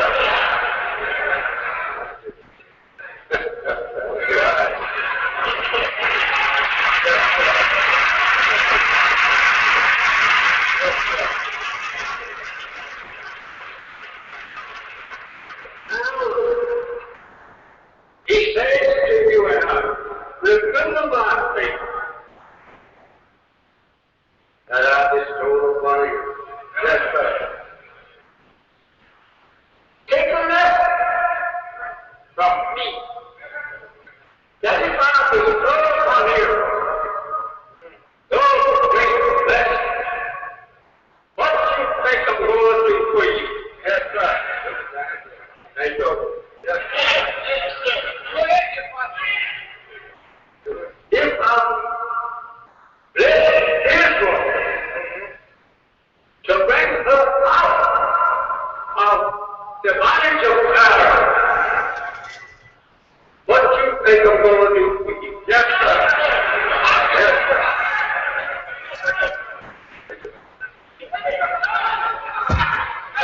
Take a look at that.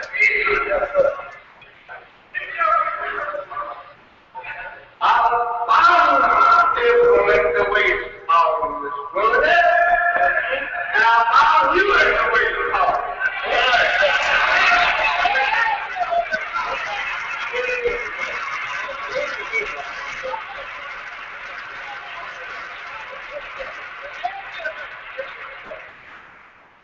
and you're my own.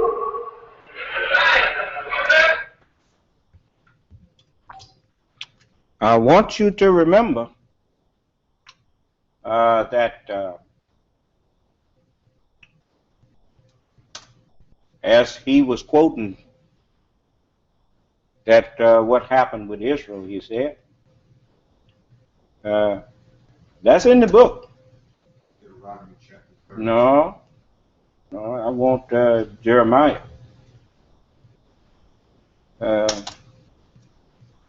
But he said the same thing that God said to Israel now have come to you. And I want you to see that that's no joke. In the book of Jeremiah, there's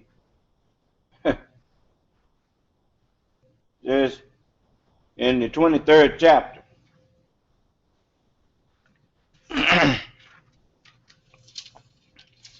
In the 23rd chapter of Jeremiah, it says, in the 6th verse, I'm going to start reading there. In his days, Judah shall be saved, and Israel shall dwell safely. And this is his name whereby he shall be called. The Lord our righteousnesses. The Lord our righteousness. And the word was made flesh. What is the scriptures for? It's for instruction in righteousness. What did Allah say to the Son of Man? Take the book. What he told me to do with it? He told me to eat it, didn't he? Don't you have a saying, you are what you eat? And then it says, therefore, behold, the days come, saith the Lord, that they shall no more say, the Lord liveth, which brought up the children of Israel out of the land of Egypt.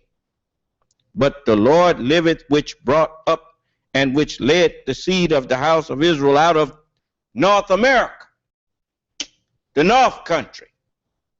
Here I am.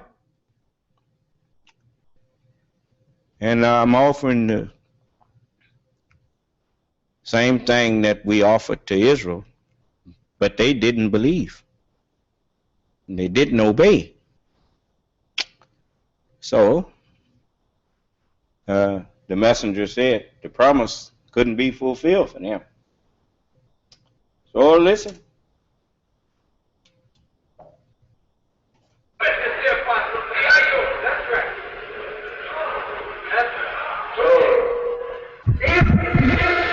God said, and he has said, that we belong to him. Oh, praise it. You're right.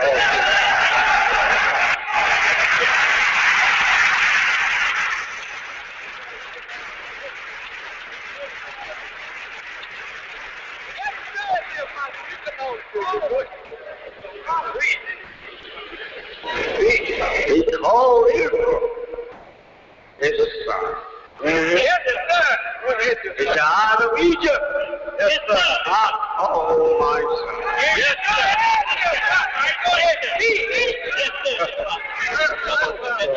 I said to Israel that if they obey me, I will lead them in a land that I will give to them. On the condition that they believe. Right. And obey. Yes, sir. But they didn't obey. Oh. So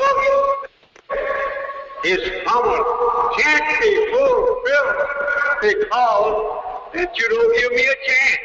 Yes, sir. Yes, sir, Apostle. I want to fulfill my promises, but you won't let me fulfill it. Yes, sir. Who brought you in this place, Israel? Yes, sir. Preach. Who met you, Israel? Where there was no bread. Yes, sir. Take your time, the Holy Apostle. I only wanted to show to you, Israel, that I'm God. Right.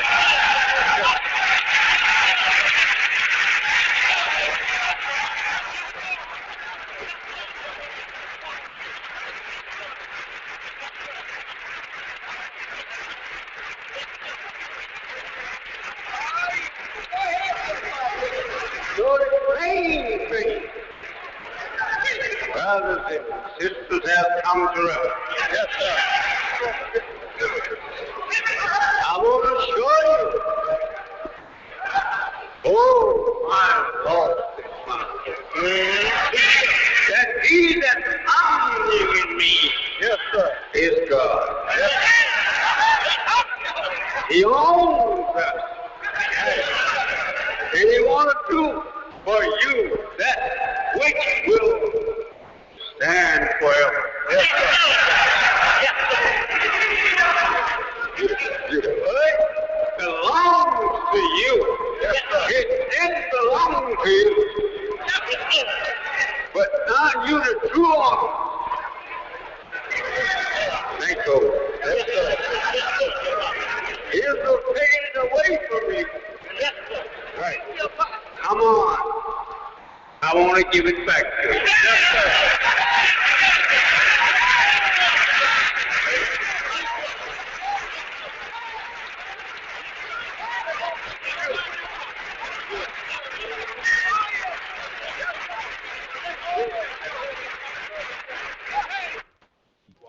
Detroit, Highland Park.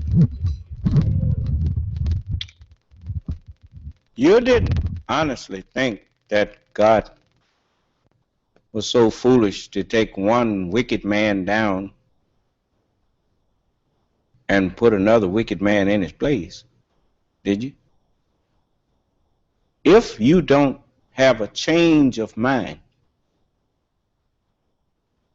then all you would be is the same old wicked man or wicked mind, just with a different skin color. You got the same wicked mind that the other one that you condemn. Sitting up hating me for teaching you the truth.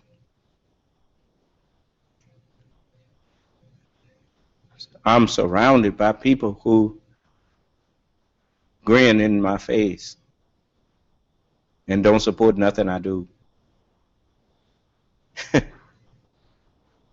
And they think that I don't see. Learn to do like Allah have taught me to do. That's why I was telling the Caucasian people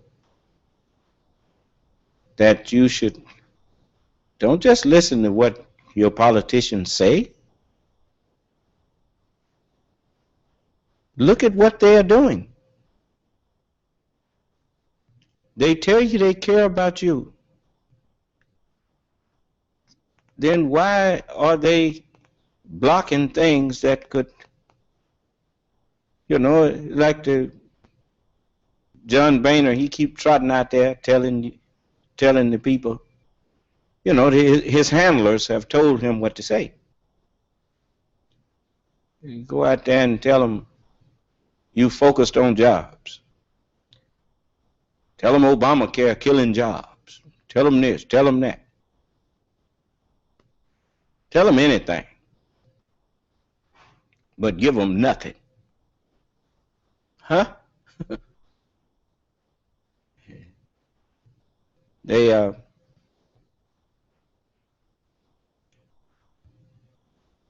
I'm not saying all rich people are low down. All rich people are not low down.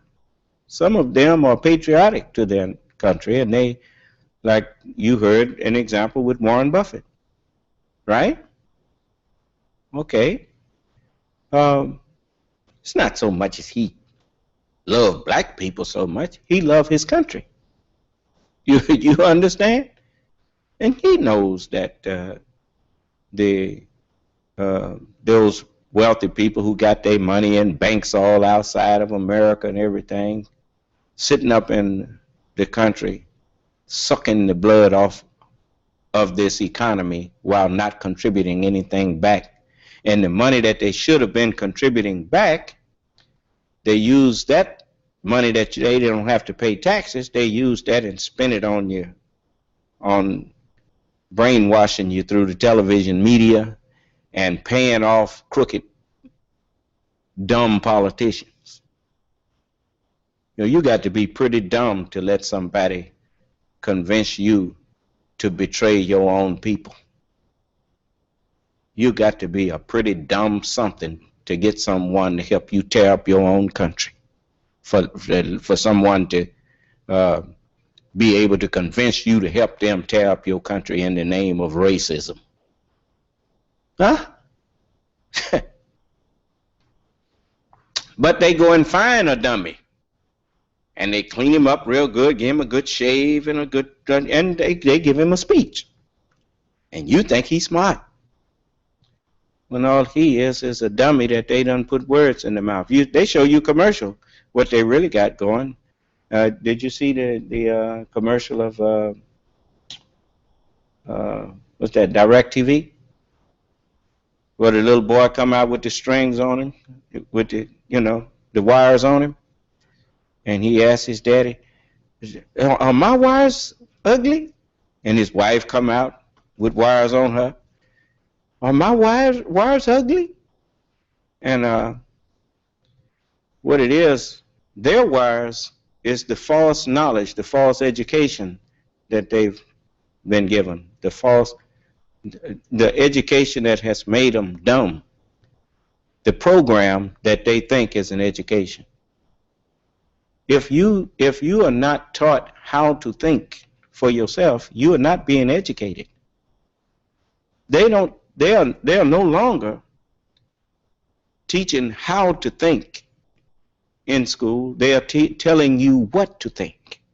It's just like the news. When they report the news, you notice they have, not only do they tell you what's happening, then they bring a panel on there to tell you what to think about what happened. Do you understand? They couldn't get away with that if they hadn't systematically dumbed us all down.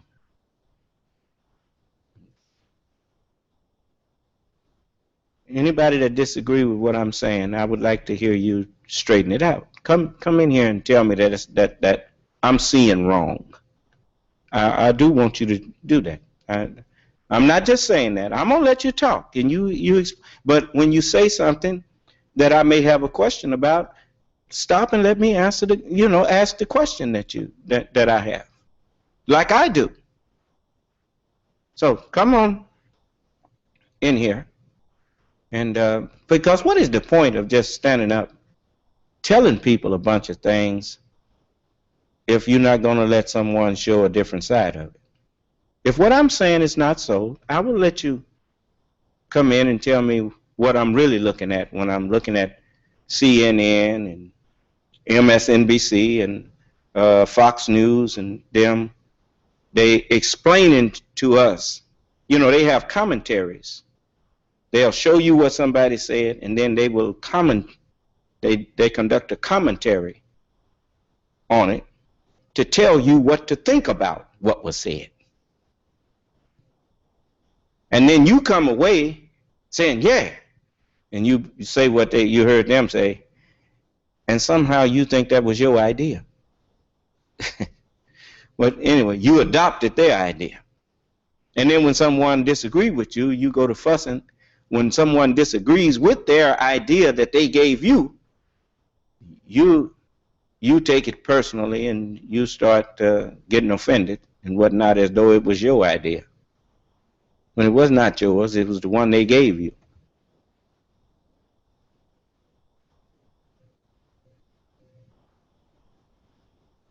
I don't stand up in here and try to tell you what to think.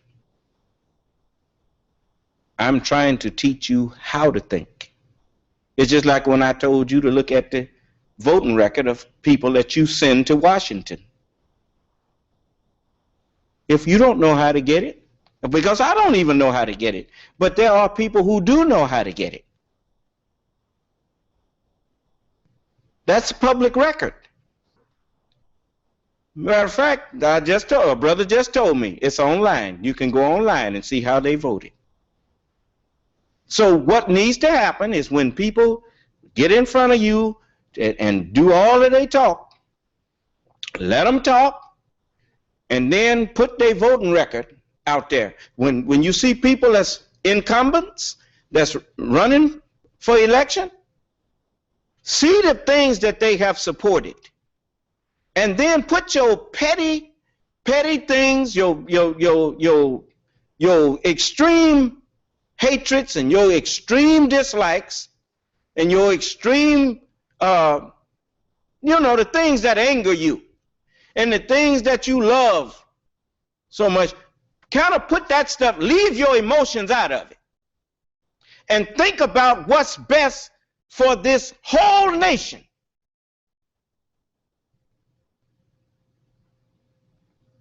As you would think about what's best for your whole house.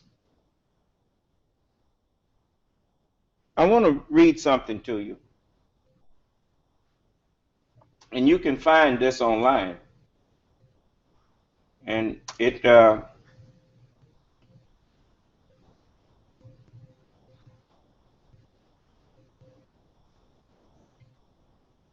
was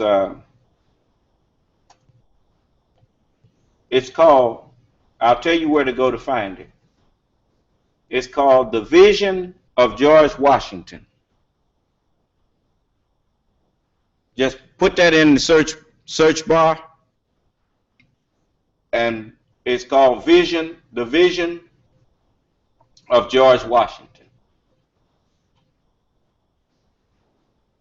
And it starts off, son of the republic, look and learn. Matter of fact, I got it up on the screen here. Let me see if I can enlarge it and help you see it. Let's see.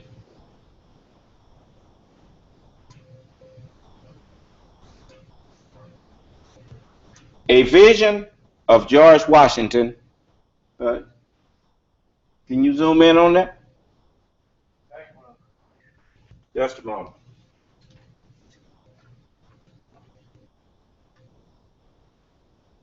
That don't help. How much can you zoom in on that?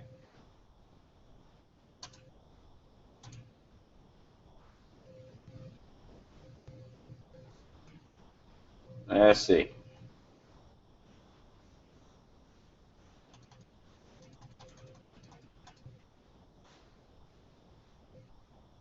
Trying to make it bigger. I want it to fit the whole screen. Did that help?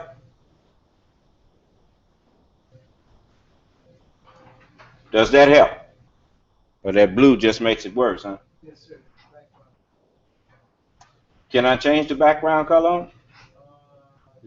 Wait a minute. It's another one. I may be able to get the other one. Just a moment.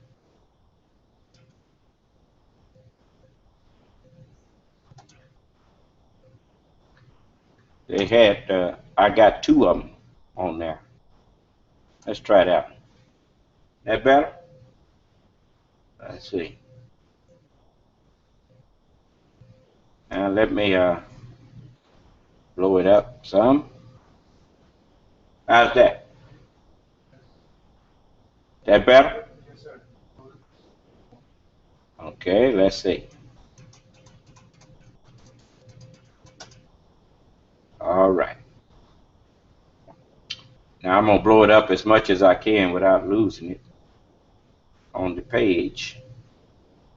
You all be patient with me and you can read it with me.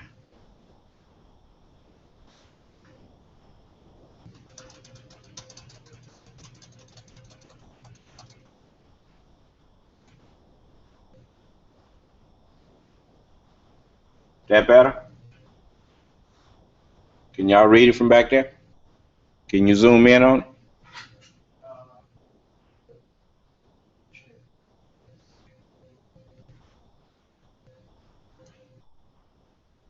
It's not enough?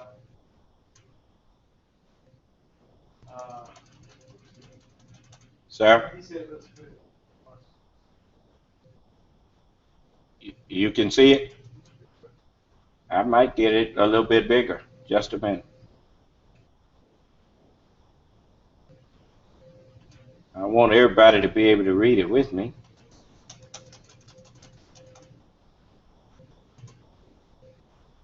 Yeah, I think that's about as big as I'm going to be able to get it and keep it on the page.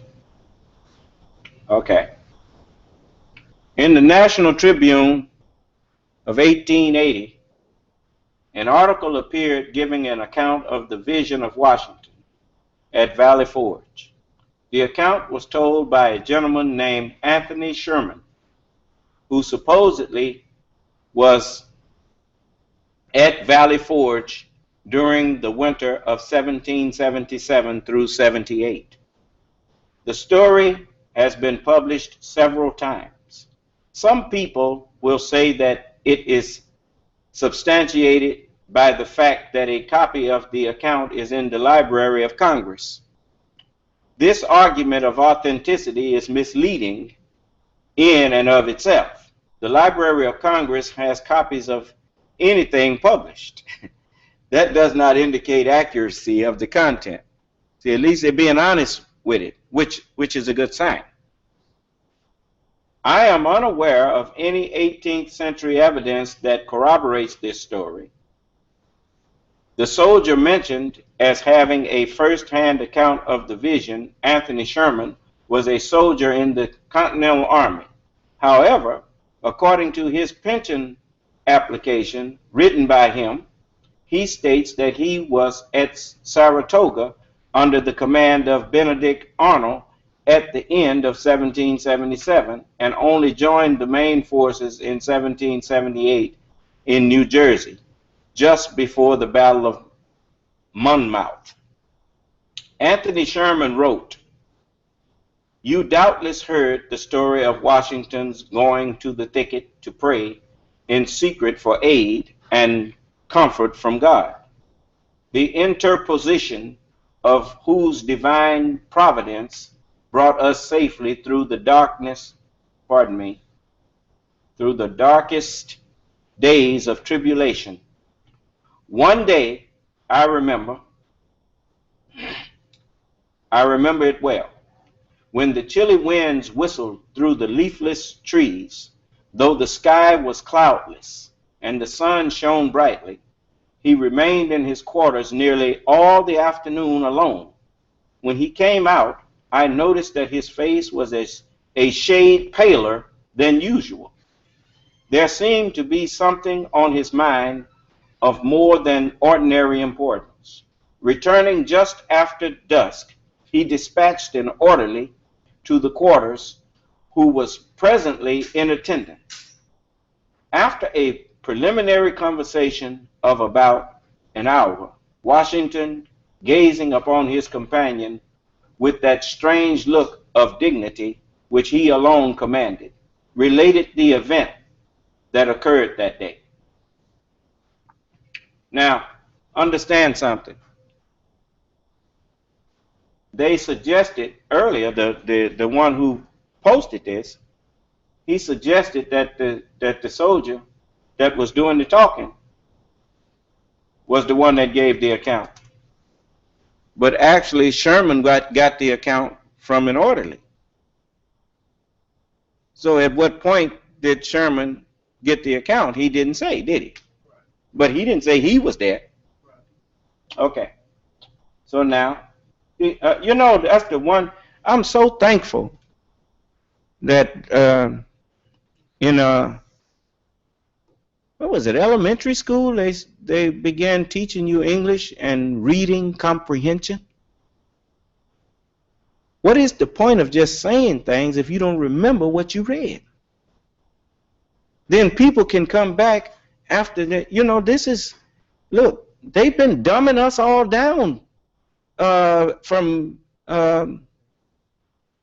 recent years. They've been dumbing the American public down. Because what? They wanted to get in front of you. They taught you not to listen. You notice, they even had in some movies, I don't know if it was a movie, but on some of them game shows, they asked the question, which one of these fit you? Listen when you are quiet and another person's talking? Or are you waiting on your turn to speak? Or then they add another thing. You know, they want to know, basically, is the game that's being ran. I mean, let's you know, I say things and I need to give you some foundation for why I said it. Why do you suppose Congress has been defunding education? When I say defunding it, giving the schools less and less money to pay the teachers and stuff. If you want to make a generation dumber without them realizing it, now many of you are going to take offense at what I'm about to say, but the truth must be told. If the average teacher's salary, say, is $40,000 a year, do you think you're going to attract the wiser or the smarter people into the school system to teach? they're going to follow the money, right? Because that's what we are taught in this society. Money talks. I mean, everybody is going after the big payday. They want 6-figure incomes and stuff, right? 7-figure income if he can get it, right? Okay. Then the teachers being paid less, naturally, those who are the most qualified are not attracted to the school system. They are attracted to corporate America and that kind of thing, and other places, other jobs, right? And so naturally, if you don't have the most enlightened teachers, you definitely are not going to be producing the most enlightened students. Is that right? And so, you know, they defund education because they need you to be dumb in order to make a functional tool and slave out of you without you knowing that's what you are. You hear me? Okay. Now, this ain't got nothing to do with color. Color is used to keep you divided. You know, you use, you know, to make a slave, you put the dark skin against the light skin, and the light skin against the dark skin. You keep them all against each other. You got to keep them divided. Even though the name of the country is the United States of America. But, you know, as George Washington said, that I want to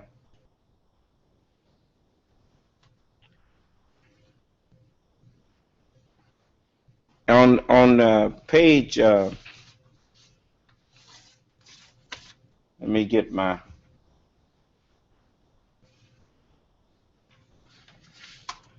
text out here that the brother brought me, so those who want to follow along can.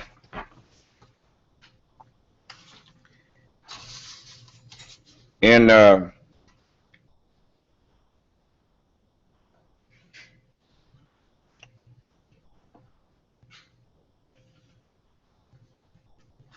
in the 5th page, y'all pardon me a moment.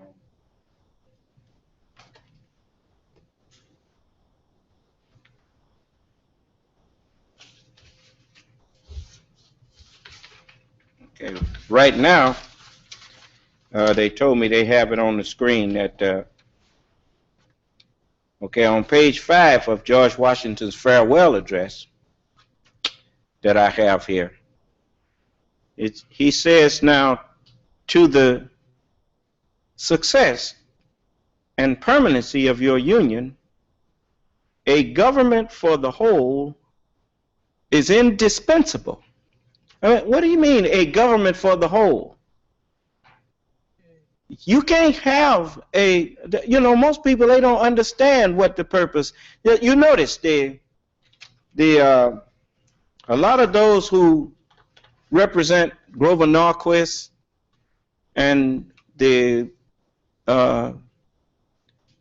multinational corporation owners. Well, you'd be surprised how you can get people to shut their mouth if you just keep their pockets full. Keep their, you know, what do you think? You think everybody that was with Hitler really agreed with what he was about? But they liked this lifestyle that they was living. They liked the authority they had. They liked the benefits. Huh? So they were willing to look the other way. Don't nobody mind the new world order coming in that's trampling on everybody An ignorant mind don't mind seeing everybody get trampled on as long as he ain't one of them that's getting trampled on. That's an ignorant. You know, you can always find ignorant people who thinks that as long as it's not me, it don't matter. You understand?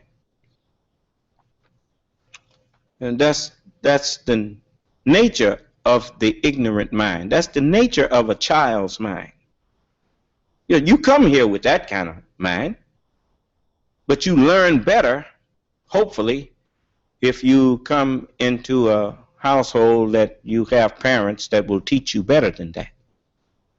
Because, you know, a baby come here, he ain't thinking about whether his mama's sick or not. He just gonna cry until you feed him. And once he get full, he don't care nothing about nothing else. Do you understand? Okay. So, I want us to be better than that. I want us to all recognize that as long as one person is starving, we are all starving. As long as one person is not at peace, none of us is at peace.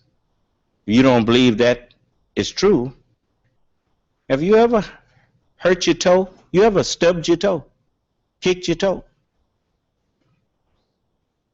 How did the rest of the body feel when that toe was hurt? Wasn't you in pain all over? Just behind that one, you ever got a splinter in one of your fingers or whatnot? You couldn't rest until you got that thing out of there, huh? Look, stop letting people scheme. I should say, letting those who scheme to take misadvantage of the whole people, not just in America, but in any country.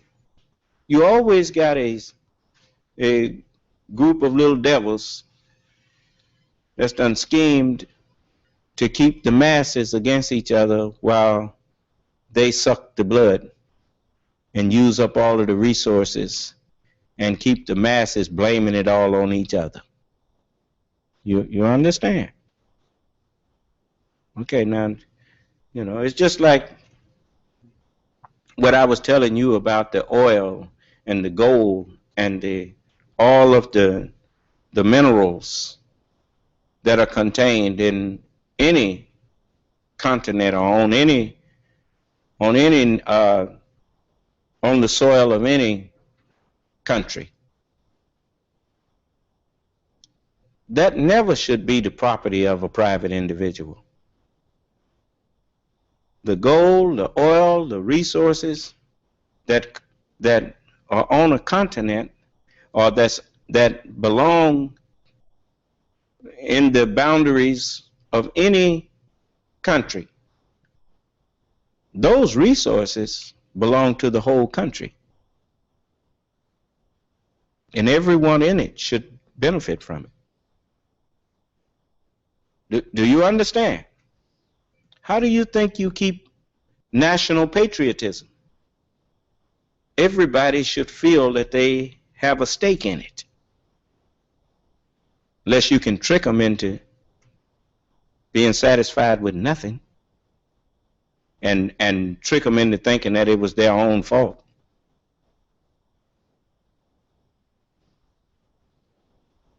Like has been done with so many people to this very day.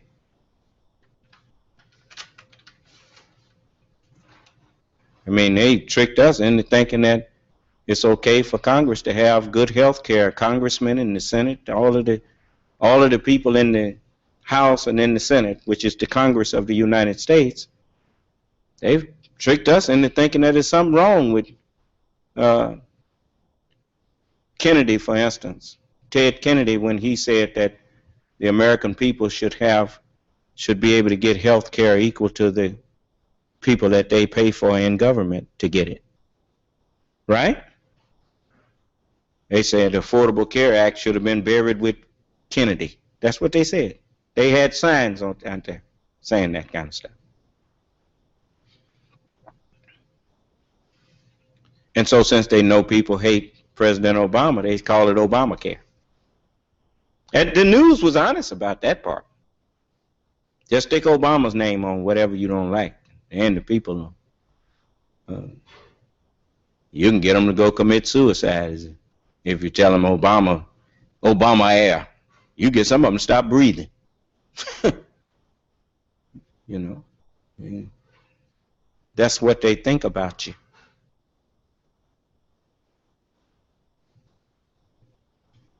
It's like when, you know, I mean, if you thought I was just, how many of you all think I'm just saying this just to get a pat on the back from somebody? Come on, be honest, speak up. Do you think I was just showing respect for the national director of the Ku Klux Klan because I got some no backbone or something, or that I'm got some ulterior motive other than to try to put a stop to the senseless hatred and mistreatment that we've all been doing to one another. Some of us more than others, but it's not nobody innocent.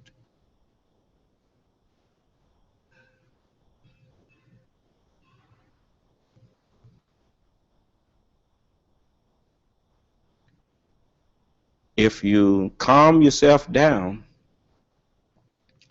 and start looking at the country around you, are you going to tell me that you honestly don't think the country and the situation in America is not better now than it was before President Obama took office?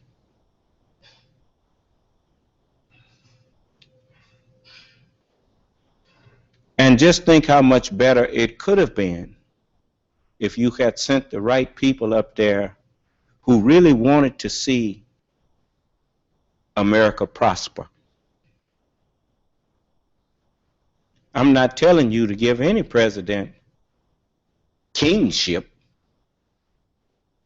but I am telling you that if you have a president that's trying to rebuild your highways and your bridges and elevate your educational system with your tax money, there ain't nothing wrong with that.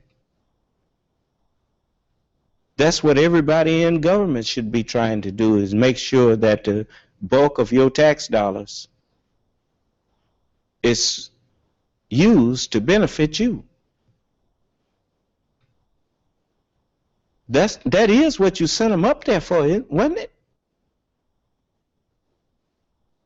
Maybe I got it wrong. Tell me, what is the purpose of government? They're even trying to get you to take away the power of the United States government to remain one government. What you think they're trying to get you to do when they tell you that you need to reduce the size and the authority of the federal government?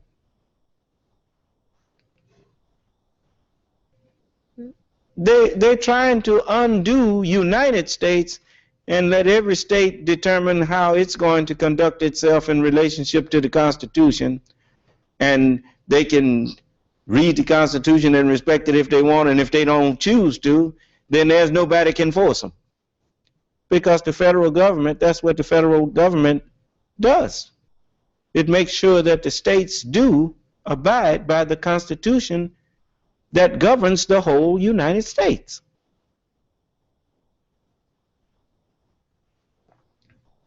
I told you, you cannot get any people, you cannot overthrow any people's government or country and make it stick unless you can get people in that country to help you do it. You got to get its own members to help you. And if you can't find no members, you have to figure out a way to put some of your members in there and make the people in that country think that those members are their members. Then you can tear it up from within if don't nobody see you and put a stop to you.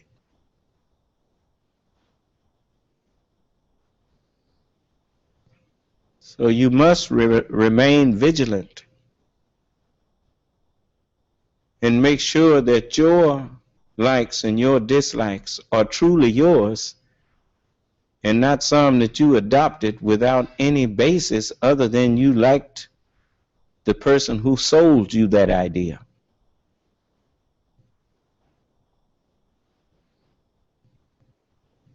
You understand?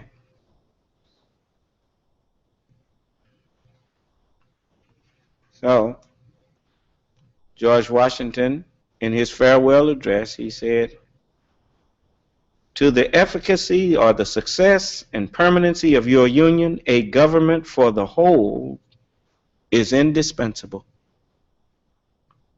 No alliance, however strict between the parts, can be an adequate substitute for the whole. They must inevitably experience the infractions and interruptions which all alliances in all times have experienced." Remember something. America is not bound together by the fraternity of states. There's a lot of states that they don't agree with each other.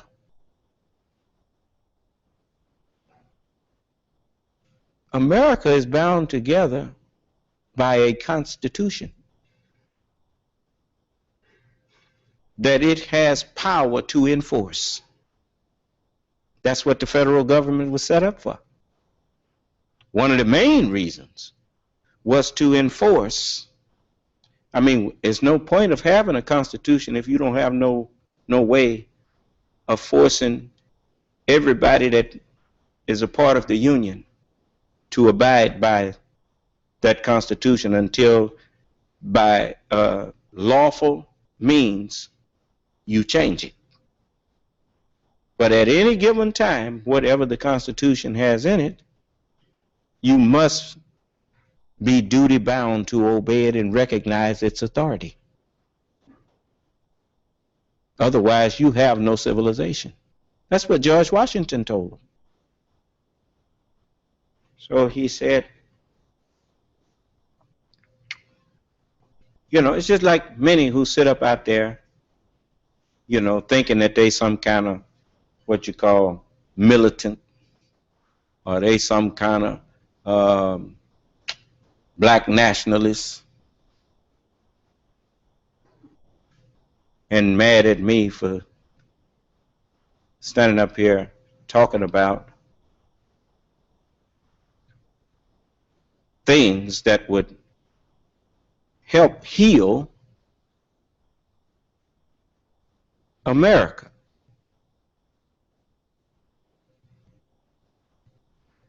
You know, when you sitting up in a house with your family,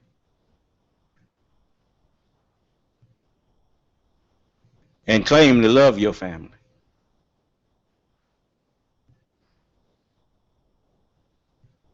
wishing that someone else's house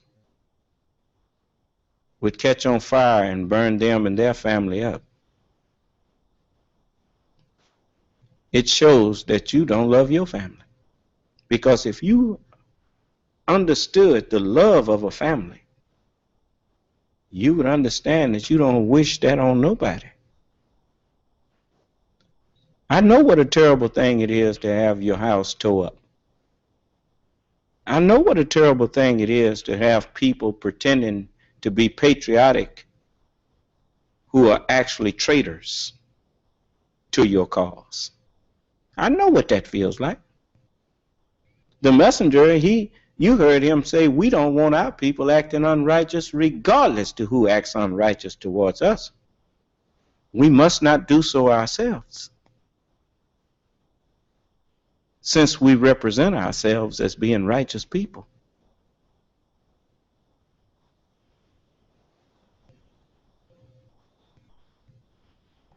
I didn't know white people stand up and tell the government, hey, y'all need to leave the Nation of Islam alone. You need to quit tripping and sending people over there to try to tear up them people's what they trying to do for themselves, especially since you've been condemning them for not wanting to do anything. Now you see them over there trying to do something. Why are you putting infiltrators and stuff over there to try to help tear down what they're trying to do for themselves?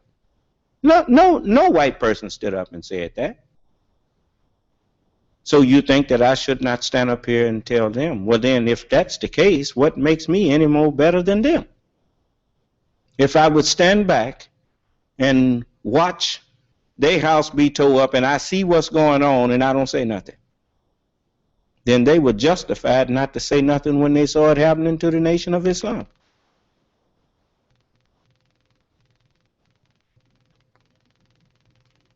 And so, really, I would be condoning evil as long as it wasn't done to me. But I don't condone going into nobody's country purposely undermining the good they are trying to do for themselves.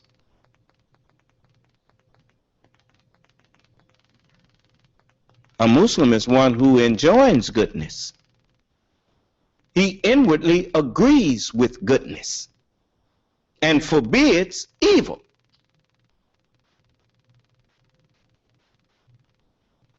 I can't claim to stand for right and then condemn somebody for doing right.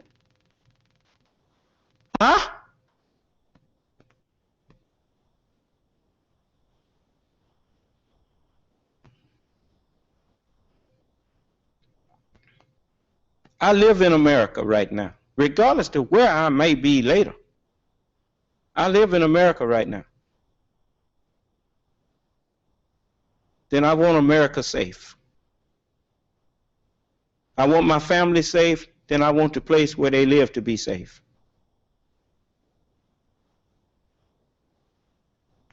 And if you can't understand that, you have not yet, I don't care how old you are, you have not yet reached manhood. If I'm on a ship, I certainly would not, I don't care if the captain of it is the worst pirate you ever want to see. If I got myself and my family on there, I'm not going to go around under the bottom of that ship trying to put holes in it to sink it.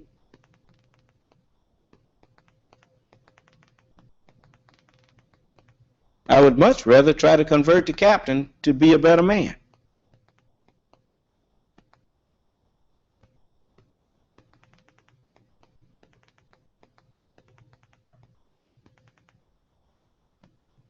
Anyway, then he goes on to say, sensible of this momentous truth, since you know that if you understand that the government for the whole is better than any little two parts of it or any little parts having some alliance with each other, it'd be better that we stand as one government. He said, and sensible of this momentous truth, you have improved upon your first essay by the adoption of a constitution of government better calculated than your former for an intimate union, and better calculated than what England had, better calculated than the Romans and all them other people, all that other stuff. You understand? He says, and for the successful management, efficacious. He used the word efficacious. He said, and for the successful or efficacious management of your common concerns. This government, the offspring of our own choice, uninfluenced and unawed, adopted upon full investigation and mature deliberation, completely free in its principles, in the distribution of its powers, uniting security with energy, and contain, what is that? Security with energy. It, like I said, it don't do no good to have a constitution that secures you some rights if you don't have any energy or power to enforce it when someone tries to break it. Huh? So the federal government was established to make sure that every state in the United States recognizes the authority of the Constitution. Do you understand? That way, every citizen in America has their rights secured with energy. Do you understand? Okay. Then it says, and containing within itself, the Constitution contains within itself a provision for its own amendment. It has a just, thus, it has a just claim to your confidence and your support. Because if you need to amend it, mean change it for the better. Remember, Jesus even said when they was talking to him about his disciples plucking corn on the Sabbath day. Huh? And Jesus said the Sabbath was made for man. Man wasn't made for the Sabbath.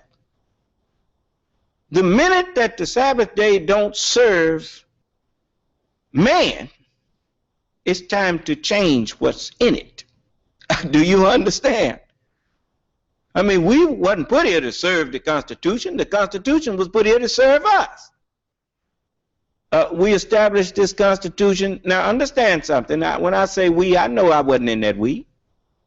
But I'm trying to show you the point that they started it off with we the people in order to form a more perfect union. The Constitution was established, it told you why it was established, to serve as a means of union. Huh? Okay, not as a means of depriving people of justice. No, it was established to, it was set up to establish justice. Huh? What do you mean, establish justice? It means to root justice in to the whole country. That Pledge of Allegiance that you used to say, it was worth saying. I pledge allegiance to the flag of the United States of America and to the republic for which it stands, one nation, under God, indivisible, with liberty and what for all? The Constitution was set up to establish justice. That's what the words were good. Even though the people who pledged allegiance to the Constitution didn't always live up to what was in it. Huh? But it was there, and they set up a check and balance, state government and federal government. If state government violate constitutional right, the federal government has the power to step in and undo what the state government did and reestablish what's right. Do you understand? So it says, so with the Constitution having within itself a means to be changed if necessary. Amended means changed for the better. Huh? And it says, it has a just claim to your confidence. A just claim is a justifiable claim. It's justified for you to respect it and honor it. Because, you know, you have no excuse not to. Because even if there's something in there that turns out to not be in the best interest of the whole country, it's not etched in stone. You can amend it. Right? Okay. Then he says, respect for its authority. compliance with its laws, acquiescence in its measures, or duties, A-R-E, are duties enjoined by the fundamental maxims of true liberty. The basis of our political system is the right of the people to make and to alter their constitutions of government. But the Constitution, which at any time exists, till changed by an explicit and authentic act of the whole people, is sacredly obligatory upon all. You notice, even God, once he put his word out there, even he's bound by it. As it came up in the Holy Quran, it says, if we had pleased, we could have given every soul its guidance. Meaning could have gave every person, could have made them all like the prophets. But my word was, and the word had already gone forth, I will fill hell with jinn and men. Not only that, that was just a reminder, because God gave you a free will. We pointed out to you the two conspicuous ways, and you can choose which way you want to go. And some of you will inevitably choose wrong. Many of you will. And he told Satan, he said, whosoever of them will follow you, I will certainly fill hell with them all. Huh? Somebody got to go to hell then. If Allah had wanted some automatons, he could have, just like a dog, or a cat, or a mouse, or a lion, or a tiger. You study them long enough, you can predict their actions before they do them. Man has a free will. Do you understand? Never confuse man with an animal. Man may be discontented, but his will can bring him contentment. If he recognizes the truth and acts on the truth that will bring contentment. Do you understand? No other creature, that's what the word animal actually means. It means an animated malcontent. Because he's never, the lion, the same thing he did yesterday to get food, he's going to have to do that tomorrow and the next day and the next day and the next day. So he's always malcontented. He's always once he get a meal, he go to sleep. When he wake up again, he's still not contented about where his meal gonna come from. He got to go looking for it again. With us, we can build barns and build refrigerators and cold storage places, and we can stock up on a bunch of food where we ain't never got to worry about no food no more. We can content ourselves. We can make ourselves content. And we are the only ones who can. No other creature that we know of has that power.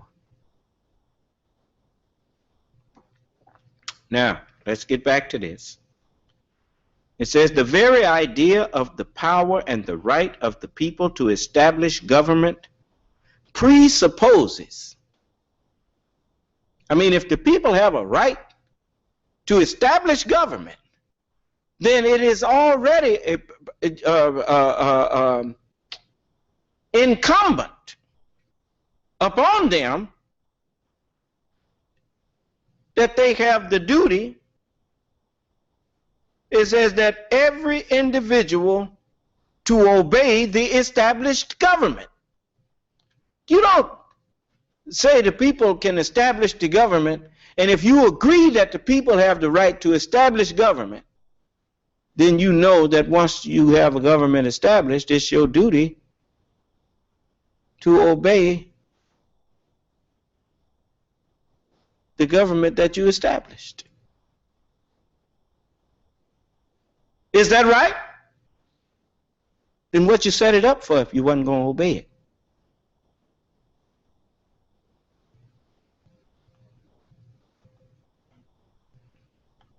All obstructions to the execution of the laws, all combinations and associations under whatever plausible character, with the real design to direct, control, counteract, or awe the regular deliberation and action of the constituted authorities, are destructive of this fundamental principle and fatal.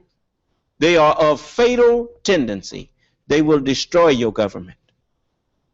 You should not have people in government positions telling you that the government has too much power. Then why don't he step down? So he's going to tear your government down from within and convince you that, hey, wait a minute, we don't need all this government here. And you going for that?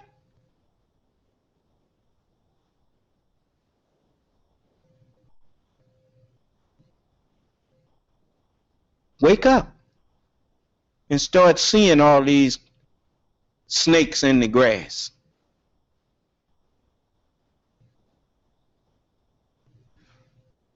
You know the reason you call him a snake in the grass because you don't see him. You know, the snake that you see out there in the road, he can't hurt you because you see him. But when he get in your government, how do you know who really cares about the people? You notice, I done heard a lot of people talking that talk. But I found out from, if you recall when President Obama was first running, I didn't agree to vote for him. I was talking against him. Wasn't I? Okay. I said, you don't get my vote automatically just because you black. Man ain't came in and did no campaign, and now I'm supposed to go vote for him? I said, not me. Black skin don't cut nothing with me, just because I done seen too much wrong done by people in black skin. Okay, so you know I'm not supporting him now simply because he's black. But you know, if you would just be honest, how many politicians do you know of, or have you heard recently when they couldn't get their way, said that they was going to take their case to the American people? How do you know who a person considers to be the authority? By who they call on when you give them trouble. How come Boehner and them didn't take their case to the American people? When the American people was trying to talk to him outside of his campaign headquarters and stuff, he sent word out there to him. He didn't come talk to him. He didn't say, you ain't never heard no Republican say they was going to take their case to the people. And even when the president took his case to the people and the people responded and flooded the lines of Washington with calls, didn't do no good. Because people done hijacked your government and you better take it back. Get all them crooks out of there. All right. We out of time right now. I'll finish talking about this Well, I'll talk about it some more. Things like this you don't get through talking about. You get away from them and you get back to them and you get, because life goes on. Yes, we're out of time. Yes, sir. Good job. All right. All right, y'all know the number to the conference room. 712-432-0075, and the access code is 912932, followed by the pound key, and I'll meet you back in the conference room a half hour from now if it pleases Allah. Allah, assalamu alaikum. Your conference report.